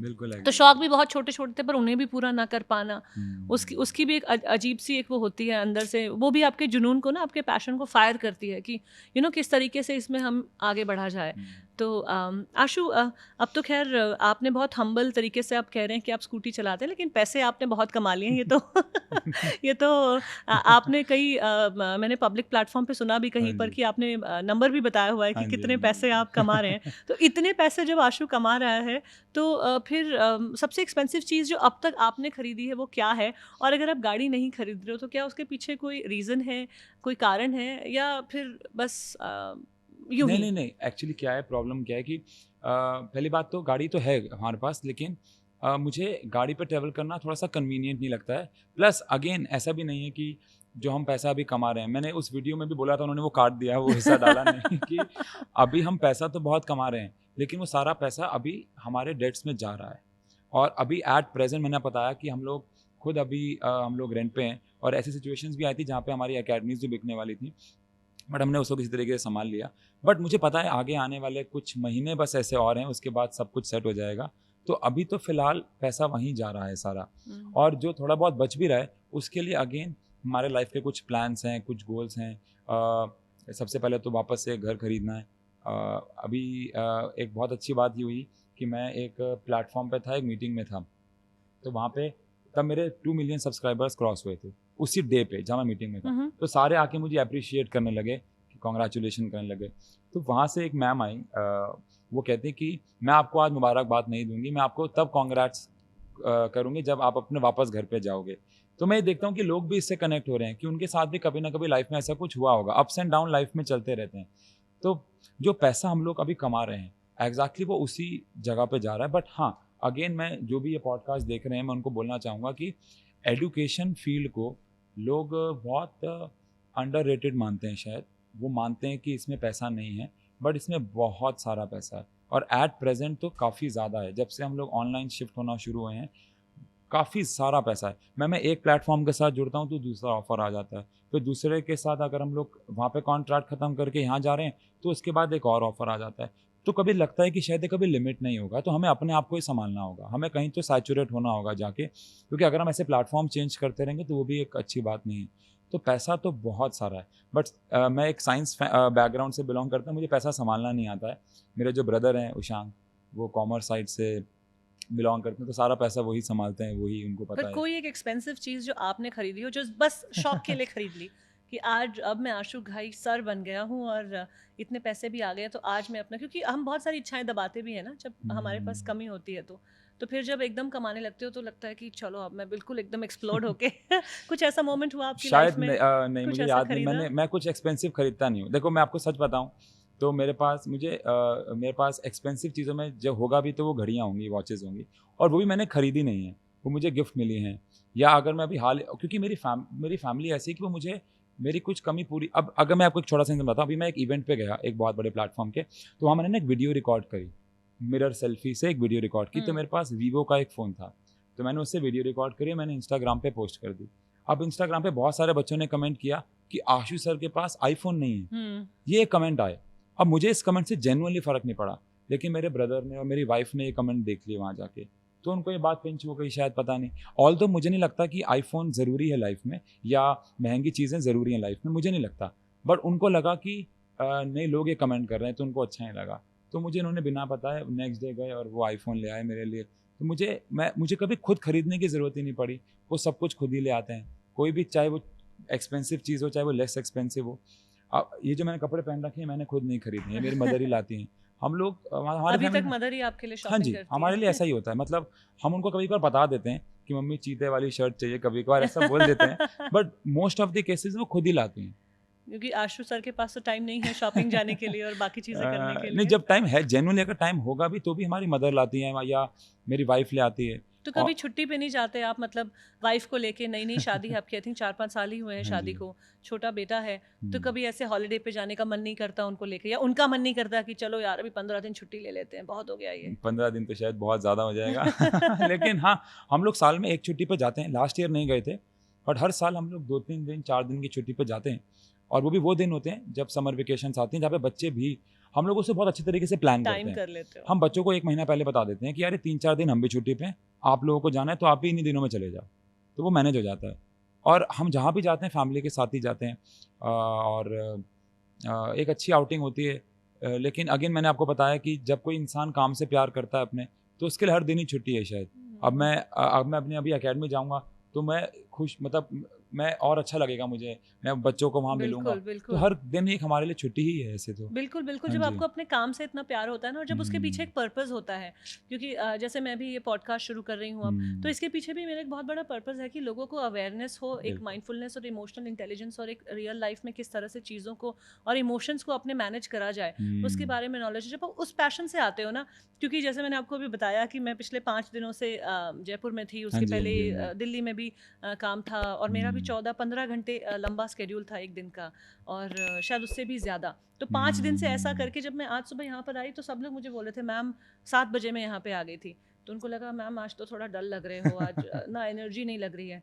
मैंने कहा कोई बात नहीं, नहीं, नहीं मैम, जब लाइट आ जाएगी, जब कैमरा आ जाएगा, जब मेरा गेस्ट आ जाएगा, तो एनर्जी चेंज हो जाएगी। बिल्कुल, क्योंकि बिल्कुल। वो पैशन से ज़्यादा कुछ होता है। जब आपका पर्पस एग्ज़ैक्टली। उसमें जुड़ा होता है ना, तो शायद आप एक हुँ। अनइमेजिनेबल, इम्पॉसिबल जैसी सर्कमस्टेंसेस में भी कर लेते हैं हाँ, बस। बिल्कुल। हम लोग घर पे होते हैं ना, तो मेरी घर वाले, मैं जब डिनर कर रहा होता हूँ, तो मैं ऐसे खाना खाता हूँ और मैं ज़्यादा बोलता नहीं हूँ। हुँ, लोगों को लगता है मैं बहुत ज़्यादा बोलता हूँगा, लेकिन मैं घर पे ऐसा नहीं हूँ बिल्कुल भी, मैं बहुत कम बोलता हूँ।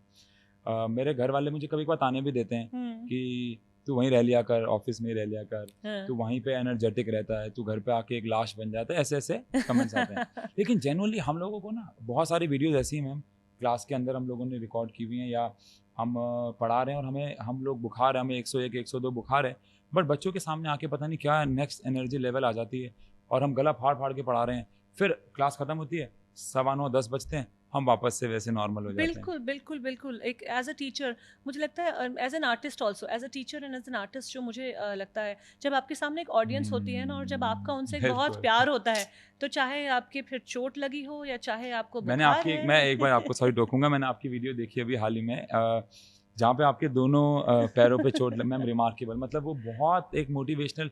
मेरी अपनी वाइफ़, मैं कल अभी रात को मेरी आपसे बात चल रही थी, तो मैंने बताया कि मैं इनके शो पे जा रहा हूँ। तो मैंने आपकी वीडियोज़ इंस्टाग्राम पे देखी। उसमें एक वीडियो मुझे बहुत अच्छी लगी जिसमें आपने एक ड्रेस पहन रखी है, बहुत एलिगेंट सी, और मतलब कोई एक्सपेक्ट नहीं कर सकता वो। फिर आपने अपनी ड्रेस ऊपर की और वहाँ पे दोनों पैरों पे चोट लगी हुई है। तो और उसमें भी आप वॉक कर रहे हैं और आपकी वॉक से पता भी नहीं चल रहा है कि ऐसा है। ये रिमार्केबल है, ये बहुत मोटिवेशनल था मुझे मैम। लगता है आशु, ये ना तभी हो पाता है जब आपके, जैसा कि मैंने कहा ना, जब कोई एक बड़ा पर्पस उस चीज़ से जुड़ा होता है। हुँ, आप मानिए मैं वेन्यू में आई थी, तो मैं ठीक से चल नहीं पा रही थी, और क्योंकि मुझे मेरे क्लाइंट को देखकर एक एक पोस्चर मेंटेन करना था, क्योंकि I could not afford um, him to freak out. Exactly. क्योंकि मैं तो सिर्फ एक हिस्सा हूँ शो का, एक इम्पॉर्टेंट हिस्सा हूँ, लेकिन एक हिस्सा हूँ। लेकिन इतना बड़ा स्टेज सेटअप, इतने सारे लोग बहुत आ रहे बड़ी हैं, बात। एक ब्रांड का सपना जुड़ा हुआ है, उनका इतना बड़ा लॉन्च होने जा रहा है, और आप वहाँ पर एक ऐसी हालत में आए, लोगों को लगे शी इज़ नॉट 100%। तो हुँ, कभी-कभी थोड़ा फेक भी करना पड़ता है। अंदर से तो लग रहा था, फ़ील हो रहा था।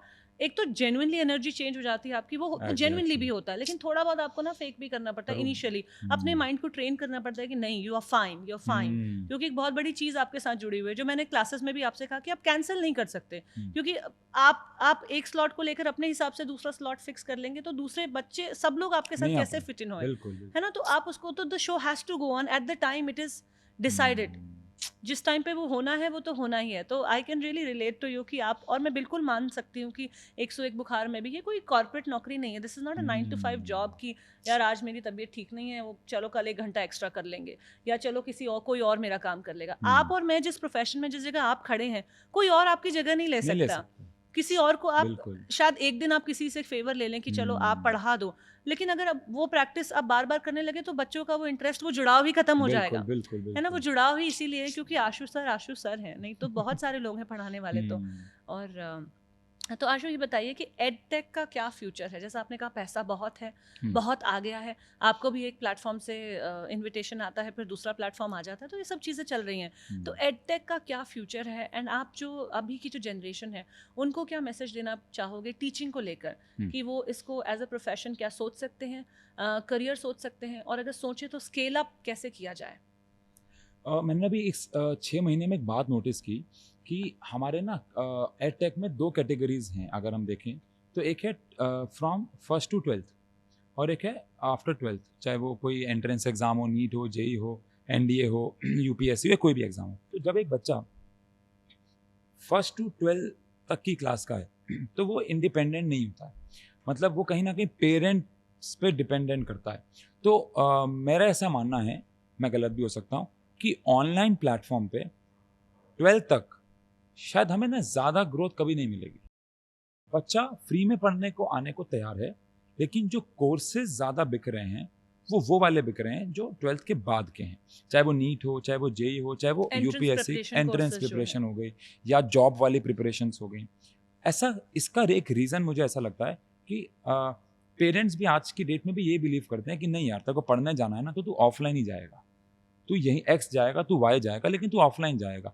देखो अगर ऑनलाइन भी पढ़ना है तो तू ठीक है, 5,000 रुपये का कोर्स साइड में लेके रख दे, लेकिन तू ऑफलाइन भी जाएगा। हुँ। लेकिन जब एक यूपीएससी की बच्चा तैयारी कर रहा है, जिसकी उम्र 25 साल है, जिसकी उम्र 26 साल है, वो इंडिपेंडेंट हो चुका है, वो कहीं ना कहीं जॉब भी कर रहा है, उसके पास टाइम भी नहीं है, और वो अपनी जेब से पैसे दे रहा है, तो वो उस कोर्स में सीरियसली आएगा।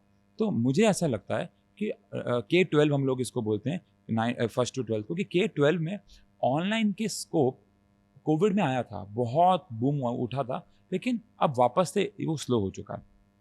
ऑफलाइन में बहुत अच्छा रिस्पॉन्स मिलता है, बहुत अच्छा हम लोग अर्न करते हैं, लेकिन ऑनलाइन में मुझे ऐसा लगता है कि ज़्यादा अगर आपको पैसा कमाना है और अगर आप उसके कैपेबल भी हैं, तो आपको ट्वेल्थ के बाद वाली जो चीज़ें हैं उसको पकड़ना चाहिए, क्योंकि अभी भी जैसे कोविड ख़त्म हो गया है, अब कोई इफ़ेक्ट्स नहीं है उसके, करेक्ट। तो वापस से अब चीज़ें ऑफलाइन आ गई हैं। बहुत सारी कंपनीज़ हैं मैम, जहाँ जो ऑनलाइन पढ़ा रही थी, लेकिन अब वो भी उन्होंने अभी अपने ऑफलाइन सेंटर्स खोलना शुरू कर दिया है। कोई भी बड़ी कंपनी का आप नाम ले लीजिए, उनके ऑफलाइन सेंटर्स खुलना शुरू हो गए हैं। हुँ, हुँ। चाहे वो कोटा में हो, चाहे वो दिल्ली में हो, चाहे वो कहीं पे भी हो, क्योंकि उनको भी समझ में आ गया कि अगर हमें K-12 को पकड़ना है, तो वो ऑफलाइन से ही होगा। ऑनलाइन में बच्चा उतना कनेक्ट नहीं हो पाता है, अगर वो छोटी एज का है तो। तो आशु मुझे एक बात बताइए कि अगर किसी को आज स्टार्ट करना हो, हुँ। कोई अगर पढ़ा रहा है, ऑफलाइन पढ़ा रहा है, किसी और इंस्टीट्यूट के साथ पढ़ा रहा है और उसका भी सपना है कि मेरा भी एक ऑनलाइन प्रेजेंस बने हुँ, और मेरा भी बिजनेस स्केल अप हो, क्योंकि at the end of the day बिल्कुल, देखिए, चाहे आप पढ़ा रहे हैं, चाहे आप कितने भी प्योर जेन्युइन पर्पज से कुछ भी काम कर रहे हैं, ज़रूरी है, लेकिन पैसा भी आज की ज़रूरत है, हर किसी की ज़रूरत है, मुझे भी बिल्कुल। चाहिए, आपको भी चाहिए। और अगर आप वो अपने जुनून, पैशन, मेहनत के साथ कमा सके तो व्हाई नॉट। तो हुँ, अगर कोई एक इंसान आज शुरुआत करना चाहता है अपने करियर की, एज एन ऑनलाइन करियर की, या एडटेक में कुछ बड़ा स्केल अप करना चाहता है, मानिए नौकरी कर रहा है कहीं पे, तो उसके लिए क्या स्टार्टिंग पॉइंट होगा या कौन से ऐसे 3 टिप्स होंगे जो आप देना ठीक है। चाहेंगे कि वो करें तो उससे उनको एक ऑनलाइन अपना ब्रांड बिल्ड करने में मदद होगी? सबसे पहले मैं ये कहना चाहूँगा कि कभी भी स्टार्ट, ये मेरे पॉइंट्स हैं, गलत भी हो सकते हैं, कभी भी अपने खुद के सेटअप से कभी स्टार्ट ना करें। हर बार एक इंसान ना कभी-कभार ईगो में आके ये बोल देता है कि मैं किसी और के अंडर काम नहीं करूँगा। अपने खुद के सेटअप से स्टार्ट ना जैसे कि करें फॉर एन मतलब? एग्जांपल, मुझे बहुत लोगों ने कहा कि आप ओएसआर अकेडमी का, जो हमारा ऑफलाइन सेंटर है, उसके नाम पे एक ऐप लेके आएँ और उसी को लॉन्च करें। तो मैं हमेशा बोलता हूँ कि अभी मैं उसके लिए तैयार नहीं हूँ। मैं अभी उसके लिए प्रिपेयर्ड नहीं हूँ, क्योंकि मैंने अभी ऑनलाइन की दुनिया ज़्यादा देखी नहीं है। मुझे ऑनलाइन आए हुए अभी 6 महीने भी नहीं हुए हैं। मैं अभी ऑनलाइन को समझ रहा हूँ। तो जो भी नया ऑनलाइन आए, कभी भी किसी के बहकावे पे बहुत ज़्यादा पैसा खर्च करके अपना अपना सेटअप, अपना स्टार्टअप ना करे अभी वो शुरुआत एक में। नो होगा, नो एक होगा। डोंट होगा। हाँ, तो उसके लिए मेरी सजेशन ये होगा कि आप किसी कंपनी के अंडर काम करें, या आप किसी नए स्टार्टअप के साथ काम करें, इससे आपको सीखने को मिलेगा। आप चीज़ें सीख पाएँगे कि ऑनलाइन में चीज़ें कैसे वर्क करती हैं। बिकॉज़ कई लोगों को लगता है कि ऑनलाइन में आना बहुत ईज़ी है। आप वीडियोज़ डालेंगे, आपकी वीडियोज़ वायरल हो जाएँगी शायद, आप फेमस हो जाएँगे और आप पढ़ाना शुरू कर देंगे, बट ऐसा नहीं होता है, हमेशा ऐसा नहीं होता है। हम लोग लकी थे, शायद हो गया, बट हर बार ऐसा नहीं होता है। तो इसीलिए आपको किसी और प्लेटफ़ॉर्म के साथ जुड़ना चाहिए। अब मैं जिनसे फ़िज़िक्स पढ़ता था अपने ट्यूशन में, वो मेरे पास अभी 1 हफ़्ता पहले आए और उन्होंने कहा मुझे भी ऑनलाइन आना है। तो मैंने उनको भी ये सजेशन दिया कि आप पहले किसी और एक्स या वाई ब्रांड को अप्रोच करें, और क्योंकि वो हायर कर लेंगे आपको, और वो उनके अंडर काम करके पहले आप एक नाम कमाएँ। बहुत सारे टीचर्स ने मैम ऐसा ही किया है, वो पहले किसी ब्रांड के अंडर उन्होंने काम किया, वहाँ से उन्होंने इतना नाम मिल नाम जाता है मिल क्योंकि जाता, उनके पास इतने सब्सक्राइबर्स या ऑनलाइन ऑडियंस है। और अगर आपका पढ़ाना अच्छा है तो वहाँ लोग आपको पसंद करेंगे। आफ्टर दैट अगर आपको लगे किसी पॉइंट ऑफ टाइम पे कि नहीं मुझे इनके साथ रहना है, फिर वो आपकी चॉइस हो जाती है। उसके बाद आप अपना कोई प्लेटफॉर्म का अपना कोई स्टार्टअप खोल सकते हैं, लेकिन शुरुआत मुझे लगता है एडटेक में अपने ऐप से नहीं करनी चाहिए। हम्म, ये पहला पॉइंट है। दूसरा पॉइंट ये है कि कभी भी अपने ओरिजिनल पर्सनालिटी को कभी भी लूज़ ना करें। मतलब अगर आप हैं जैसे, आप वैसे रहें। अगर आपको ऑफलाइन में कोई पसंद कर रहा है वैसा, तो आपको ऑनलाइन में भी करेगा ही। कई लोग बहुत फेक बिहेवियर देना शुरू कर देते हैं ऑनलाइन में आने के बाद, जो वैसे नहीं होते हैं।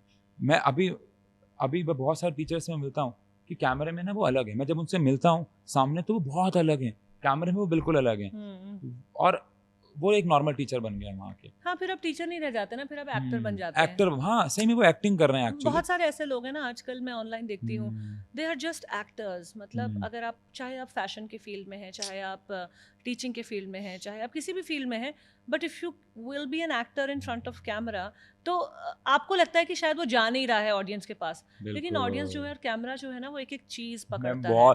मैंने अभी ये वीडियो एक बनाई, उसमें मैंने एक बुक का प्रमोशन किया। तो वो बुक का प्रमोशन जब मैं पढ़ा रहा हूँ तो मेरे सामने बच्चे होते हैं, लेकिन मुझे लगा यार नहीं, बुक का प्रमोशन बच्चों के सामने तो मैं नहीं कर सकता।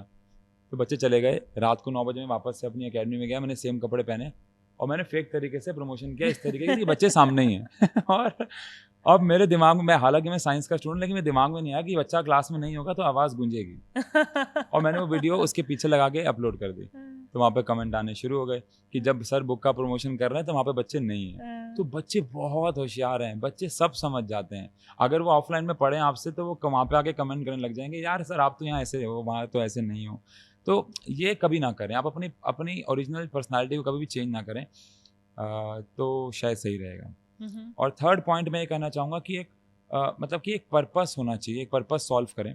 जैसे कि फॉर एन एग्जांपल, मेरा एक पर्पस साइंस को पढ़ाना नहीं, साइंस को समझाना है। तो और उस पर्पस में अगर आप कुछ यूनिक कर सकें, अगर पॉसिबिलिटी है कुछ यूनिक करने की, तो आप करें। जैसे मैं अपने लाइफ में ना कभी भी अपने बच्चों को बोर नहीं होने देता। जैसे अगर कोई बच्चा, मेरे एक एक्सपेरिमेंट को मैं पिछले साल दिखा चुका हूँ, तो इस साल मैंने, क्योंकि ऑनलाइन आने का एक डिसएडवांटेज ये है कि मेरे सारे एक्सपेरिमेंट बच्चे देख चुके हैं। अब जो बच्चा 9th में से पढ़ता है वो अगले साल 10th में आएगा, बट वो 9th की वीडियो, वो 10th की वीडियोस देख चुका है। Correct. तो मैं वही एक्सपेरिमेंट अब रिपीट नहीं कर सकता, तो मुझे उसको नेक्स्ट लेवल पे लेके जाना होता है। एक बहुत फनी बात है, अभी मैं ब्लीचिंग एक्शन दिखाता था अभी तक क्लास के अंदर। मैं क्लास में एक ग्लास में उजाला लेता था और नील लेता था, उसके अंदर ब्लीचिंग पाउडर डालता था, उसका कलर गायब करता था, तो बच्चे कहते थे वाओ। लेकिन अब वो वीडियो सब देख चुके हैं, तो अब मुझे लगा यार कि अब मैं इसको 10th में दोबारा कराऊंगा ना, तो बच्चे कहेंगे ये तो हमने देख लिया, कर ही लिया। तो मैंने उसको इन अ डिफरेंट वे किया। मैं अपना अंडरवियर ले गया क्लास के अंदर और मैंने उसको क्लास के अंदर ब्लीच कर दिया, उसका रंग उड़ा दिया, उसका कलर उड़ा दिया। तो बच्चे बड़े खुश हुए कि यार अच्छा, ये ब्लीचिंग एक्शन यहाँ पे भी लागू होता है। तो मैं ये कहूँगा कि आप हमेशा ना अपने, अगर पॉसिबल है, मतलब अपने स्टाइल को बिना चेंज किए कुछ यूनिक करें, जिससे लोगों का अट्रैक्शन जल्दी आएगा। हम लोग बोर्ड पे जब पढ़ा रहे होते हैं तो साथ में कभी कभार एकदम रैंडमली कोई मीम लगा देते हैं, जिससे जो नॉर्मल बच्चा ही बैठा होता है ना, एकदम मुझे हो जाता है। एक गुरुजी आते हैं, मैं उनका नाम नहीं जानता हूँ, मेरी मदर उनके ना बहुत शोज देखती हैं, जैन के गुरुजी हैं वो। तो मैंने ना ये बात मैंने उनसे सीखी।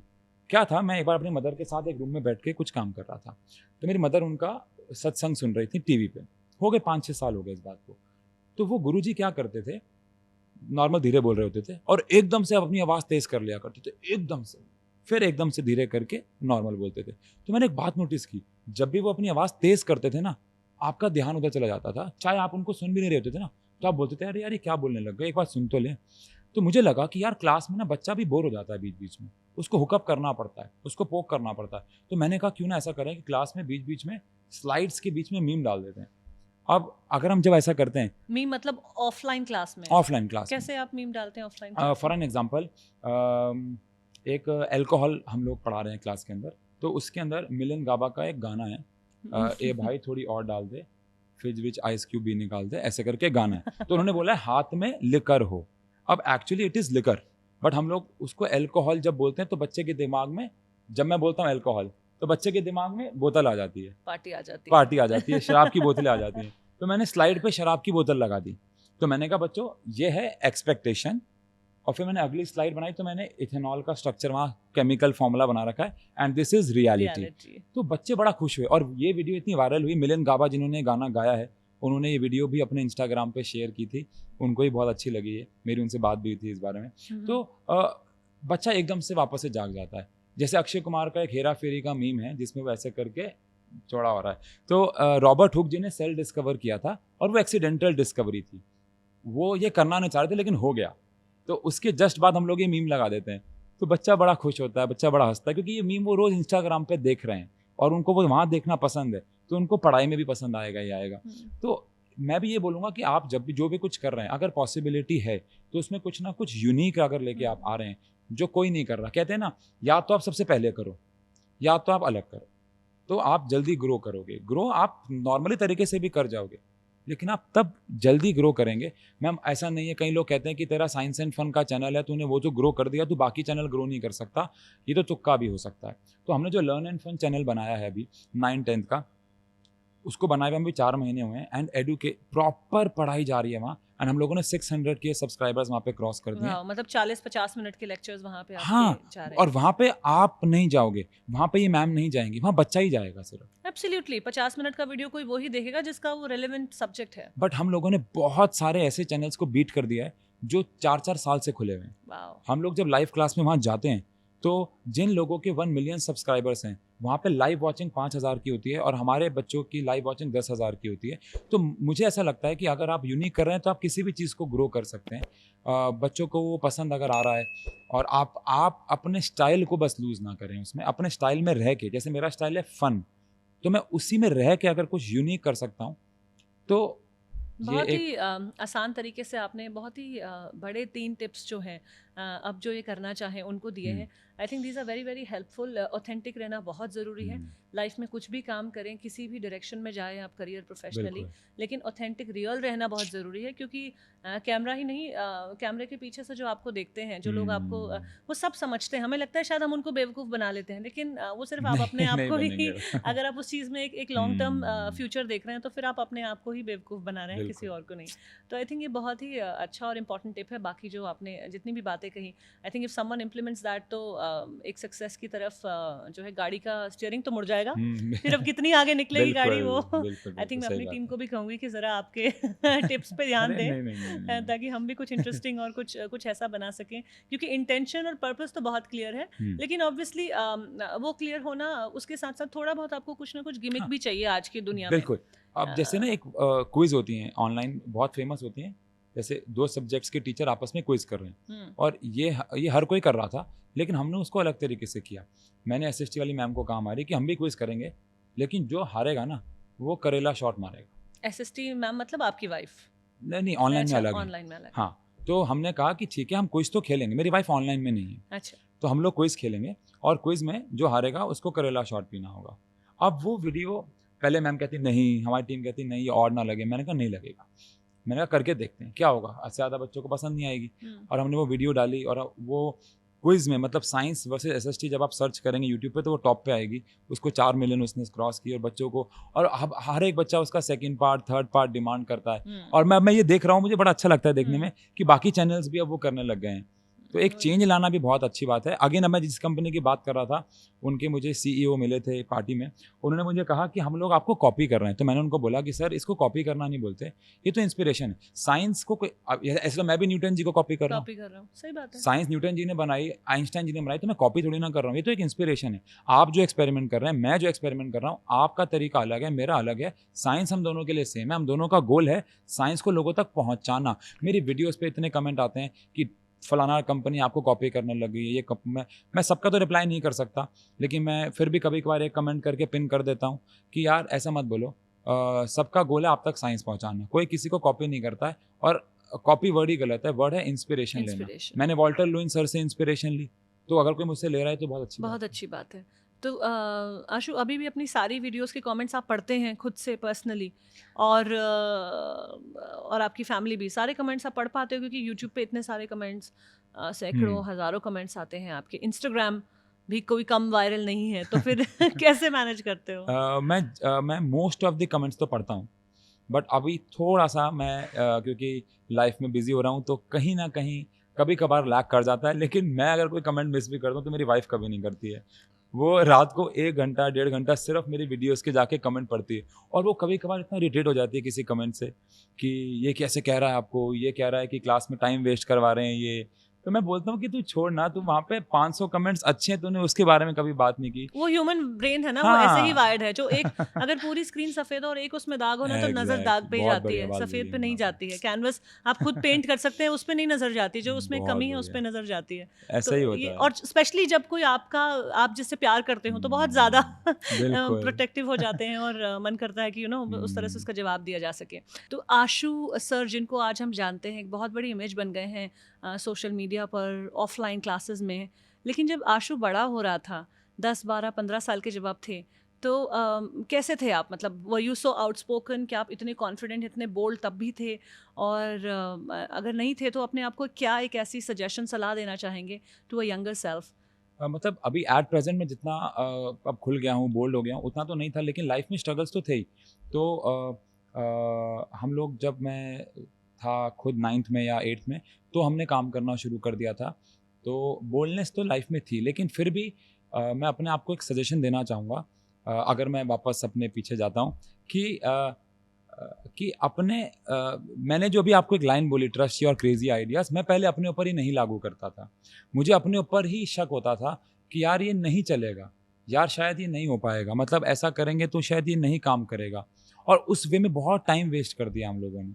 मतलब ऑनलाइन में ऑफलाइन के अंदर पढ़ाते वक्त हम ऐसा सोचते थे कि नहीं यार, एक्सपेरिमेंट करेंगे तो टाइम वेस्ट हो जाएगा। शुरू के 2-3 साल मैंने ऐसे वेस्ट कर दिए थे, यार बहुत पैसा भी लग जाएगा, टाइम भी वेस्ट होगा, पता नहीं बच्चा समझेगा भी कि नहीं समझेगा, फॉरेन कंट्रीज़ में ऐसा चलता है, पता नहीं इंडिया में चलेगा कि नहीं चलेगा, लोग कनेक्ट भी होंगे कि नहीं होंगे।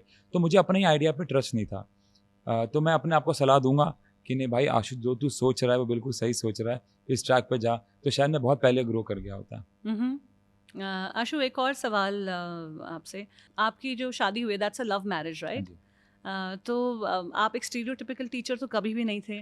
कितना आसान होता था या मुश्किल होता था ये बताना कि मैं एक टीचर हूँ और मैं टीचर ही रहना चाहता हूँ? मैम, इसके ऊपर एक बहुत अच्छा इंसिडेंस है मेरे पास, कि मेरे जो ब्रदर हैं वो भी एक टीचर हैं, तो उनकी अरेंज मैरिज हुई। हाँ। तो हम लोग उनके जब हम देखने गए, मेरी भाभी जी को, रोहतक की हैं वो, हरियाणा की, तो उनके फैमिली में ये बात उठी कि ये क्या करते हैं, ये कि बात आशु क्या करते हैं? नहीं, नहीं नहीं, भैया क्या वो क्या करते करते हैं।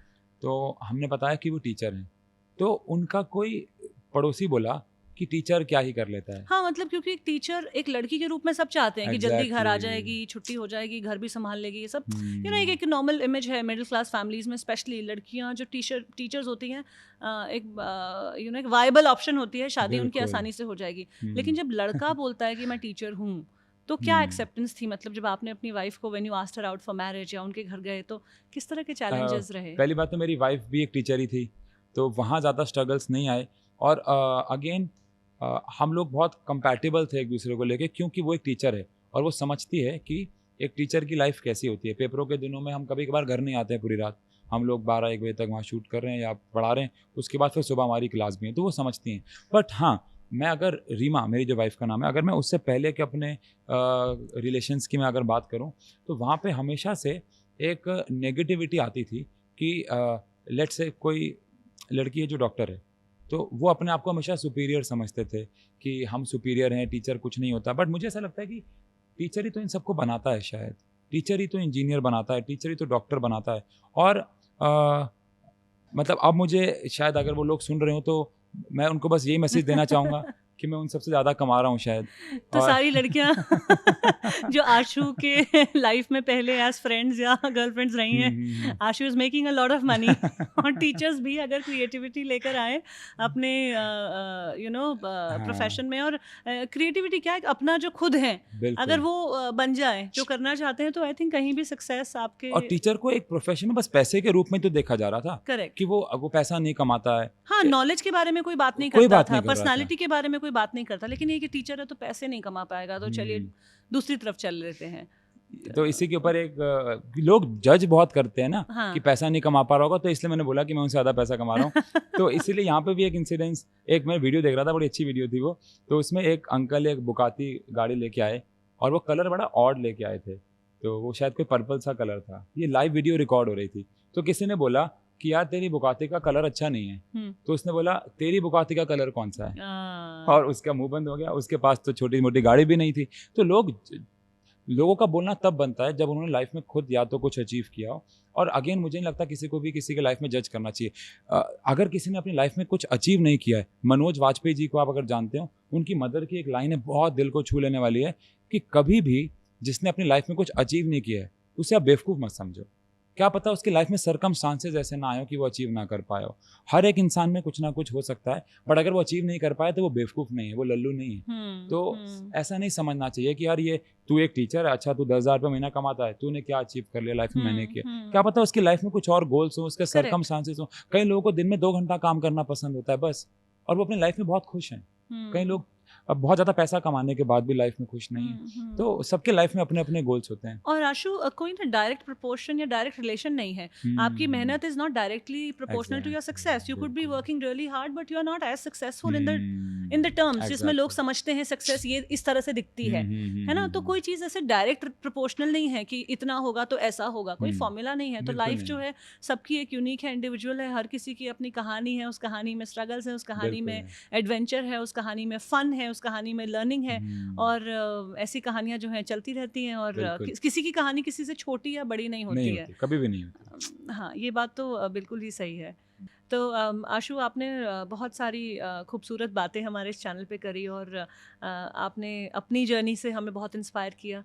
और आप, मुझे लगता है जो आपका एक विज़न है ना वो बहुत बड़ा है, एंड जो आपकी सक्सेस है वो उसी विज़न की वजह से आपके आज पास है, और आई एम श्योर कि और आगे बढ़ता रहेगा। आपका ऑनलाइन ऑफलाइन बिजनेस ग्रो करता रहे।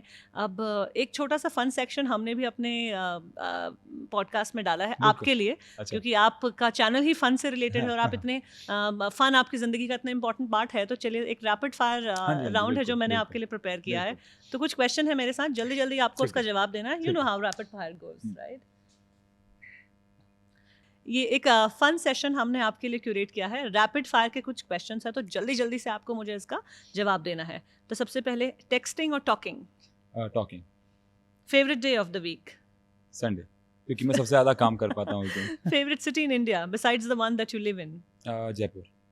क्यों, ऐसा क्यों? अच्छा है बहुत, वहाँ के हेरिटेज बहुत अच्छा लगता है मुझे, सुकून मिलता है वहाँ जाके। Okay. Nickname that your parents used to call you from? Actually मेरा ओरिजिनल नेम आरव है, आशु मेरा निकनेम ही है। तो आप सबके लिए आशु हो गए? हाँ, मैं इसी नाम से फेमस हो गया हूँ। तो आरव अब कोई जानता भी है? नहीं, कोई नहीं जानता। कोई नहीं जानता। अच्छा, तो ऑनलाइन आपके कोई पुराने, हमारे ऐसे कुछ पुराने फ्रेंड्स होते हैं, स्कूल फ्रेंड्स, जो ट्रैक करना चाहे कि यू नो आपका नाम डाल के, तो आप तो मिलोगे? मैंने वैसे एक दो बार वीडियोस में बोला है। वैसे आप वायरल हो गए तो आपको आई एम श्योर ढूंढ ही लेते होंगे। Last song that you downloaded on your phone? 295 Sidhu Moosewala. अच्छा, मुझे ये एक सॉन्ग है, ये बहुत मोटिवेशनल सॉन्ग है एक्चुअली। ये मैं लगभग रोज़ सुनता हूँ। इसमें एक मैसेज है कि मुसीबत आपकी लाइफ में आती रहेंगी, कभी भी हार नहीं माननी चाहिए। मतलब ये सॉन्ग ऐसा है जिसने, आप कह सकते हैं कि मुझे रोज़ मोटिवेट करता है। अभी गाड़ी में आ रहा था मैं, तब भी ये सुन रहा था, क्योंकि ये गाने की मतलब जो बोल हैं, जो लिरिक्स हैं, पंजाबी में ये गाना है, और इसके जो लिरिक्स हैं वो आपको हमेशा ये मोटिवेट करेंगे कि तेरी लाइफ में कभी अगर तू डाउन फेज में भी जा रहा है तो वो एक टेम्परेरी फेज है। मुसीबत जो है वो मर्दों पे आती रहती है, कभी भी दबना नहीं चाहिए लाइफ में। करेक्ट। सो आप एक टीचर हैं, इतनी बातें करते हैं, इतने लोग आपको रोज सुनते हैं, but on a scale of 0 to 10 how good are you at listening to others? मैं अपनी तारीफ भी कर सकता हूँ खुद? हाँ, बिल्कुल बिल्कुल। मैं 10 दूंगा इसको। मैं जेन्युइनली मैं बहुत अच्छा लिसनर हूँ। मतलब अभी तो मैं पॉडकास्ट में हूँ, अगर आप मेरे पास भी बैठे होते हैं ना तो मैं आपकी बातें सुनता रहता, और फिर मैं उसको ऑब्जर्व करता हूँ, और फिर मैं उसको अपनी लाइफ में अप्लाई करता हूँ। जैसे आपने मुझे अभी एक बात बोली है, वो दाग वाली, ये मैं अपनी क्लास में मारने वाला हूँ पक्का। तो मैं बहुत अच्छा लिसनर भी हूँ, और शायद एक अच्छा स्पीकर, एक अच्छा लिसनर भी होना चाहिए। ज़रूरी है। अच्छा, on a scale of 0 to 10 how good are you at keeping secrets? क्योंकि आई एम श्योर आपके पास जो इतने सारे बच्चे आते हैं, कभी कभी कुछ ऐसी अपनी पर्सनल लाइफ से रिलेटेड भी कुछ सीक्रेट शेयर करते होंगे, घर पे कुछ हो गया या और आजकल तो सबके पास फोन्स हैं, और बहुत अलग पर्सनल लाइफ भी बच्चे लीड कर रहे हैं। तो how would you rate yourself? मैं शायद इसमें तो 0 या 1 ही दूंगा। मैं बिल्कुल भी अच्छा नहीं हूँ। क्योंकि देखो क्या है, एक ना मुझे खासकर उन चीज़ों की क्यूरियोसिटी बहुत रहती है लोगों को बताने के लिए जो मैंने अचीव कर लिया है। अब जैसे नहीं, किसी और का कोई सीक्रेट, अगर कोई बच्चे ने आपसे कुछ बोला अच्छा है कि वो हाँ, नहीं वो तो मैं रखता हूँ। रख लेते हो। हाँ नहीं तो हाँ बच्चे अभी कहते हैं कि नहीं आशु सर, अरे वो सब कुछ ब्रॉडकास्ट हो रहा है। अगेन मैं आपको बताऊं, मैं एक ऐसा टीचर हूँ जहाँ बच्चा मुझसे हर चीज़ शेयर करता है अपनी लाइफ की। हाँ, मैं कभी भी डिस्क्लोज नहीं करता। एग्जाम्पल देने के लिए ऐसा बोल देता हूँ कि एक ऐसा इंसिडेंस हुआ, नाम नहीं लेते कभी भी, क्योंकि एग्जाम्पल सेट करने बहुत ज़रूरी है। बट नहीं नहीं, उसमें तो 10 है बिल्कुल। बिल्कुल 10 है। ओके, अच्छा, what was your favourite childhood TV show? Shaka Laka boom boom, उसमें वो पेंसिल वाला शो था, मुझे बहुत अच्छा, मुझे लगता था कि काश हमारे पास भी ऐसी ऐसी कोई पेंसिल आ पेंसिल होती, जाए। मुझे तो आज भी लगता है कि आज कोई ऐसी पेंसिल होती तो।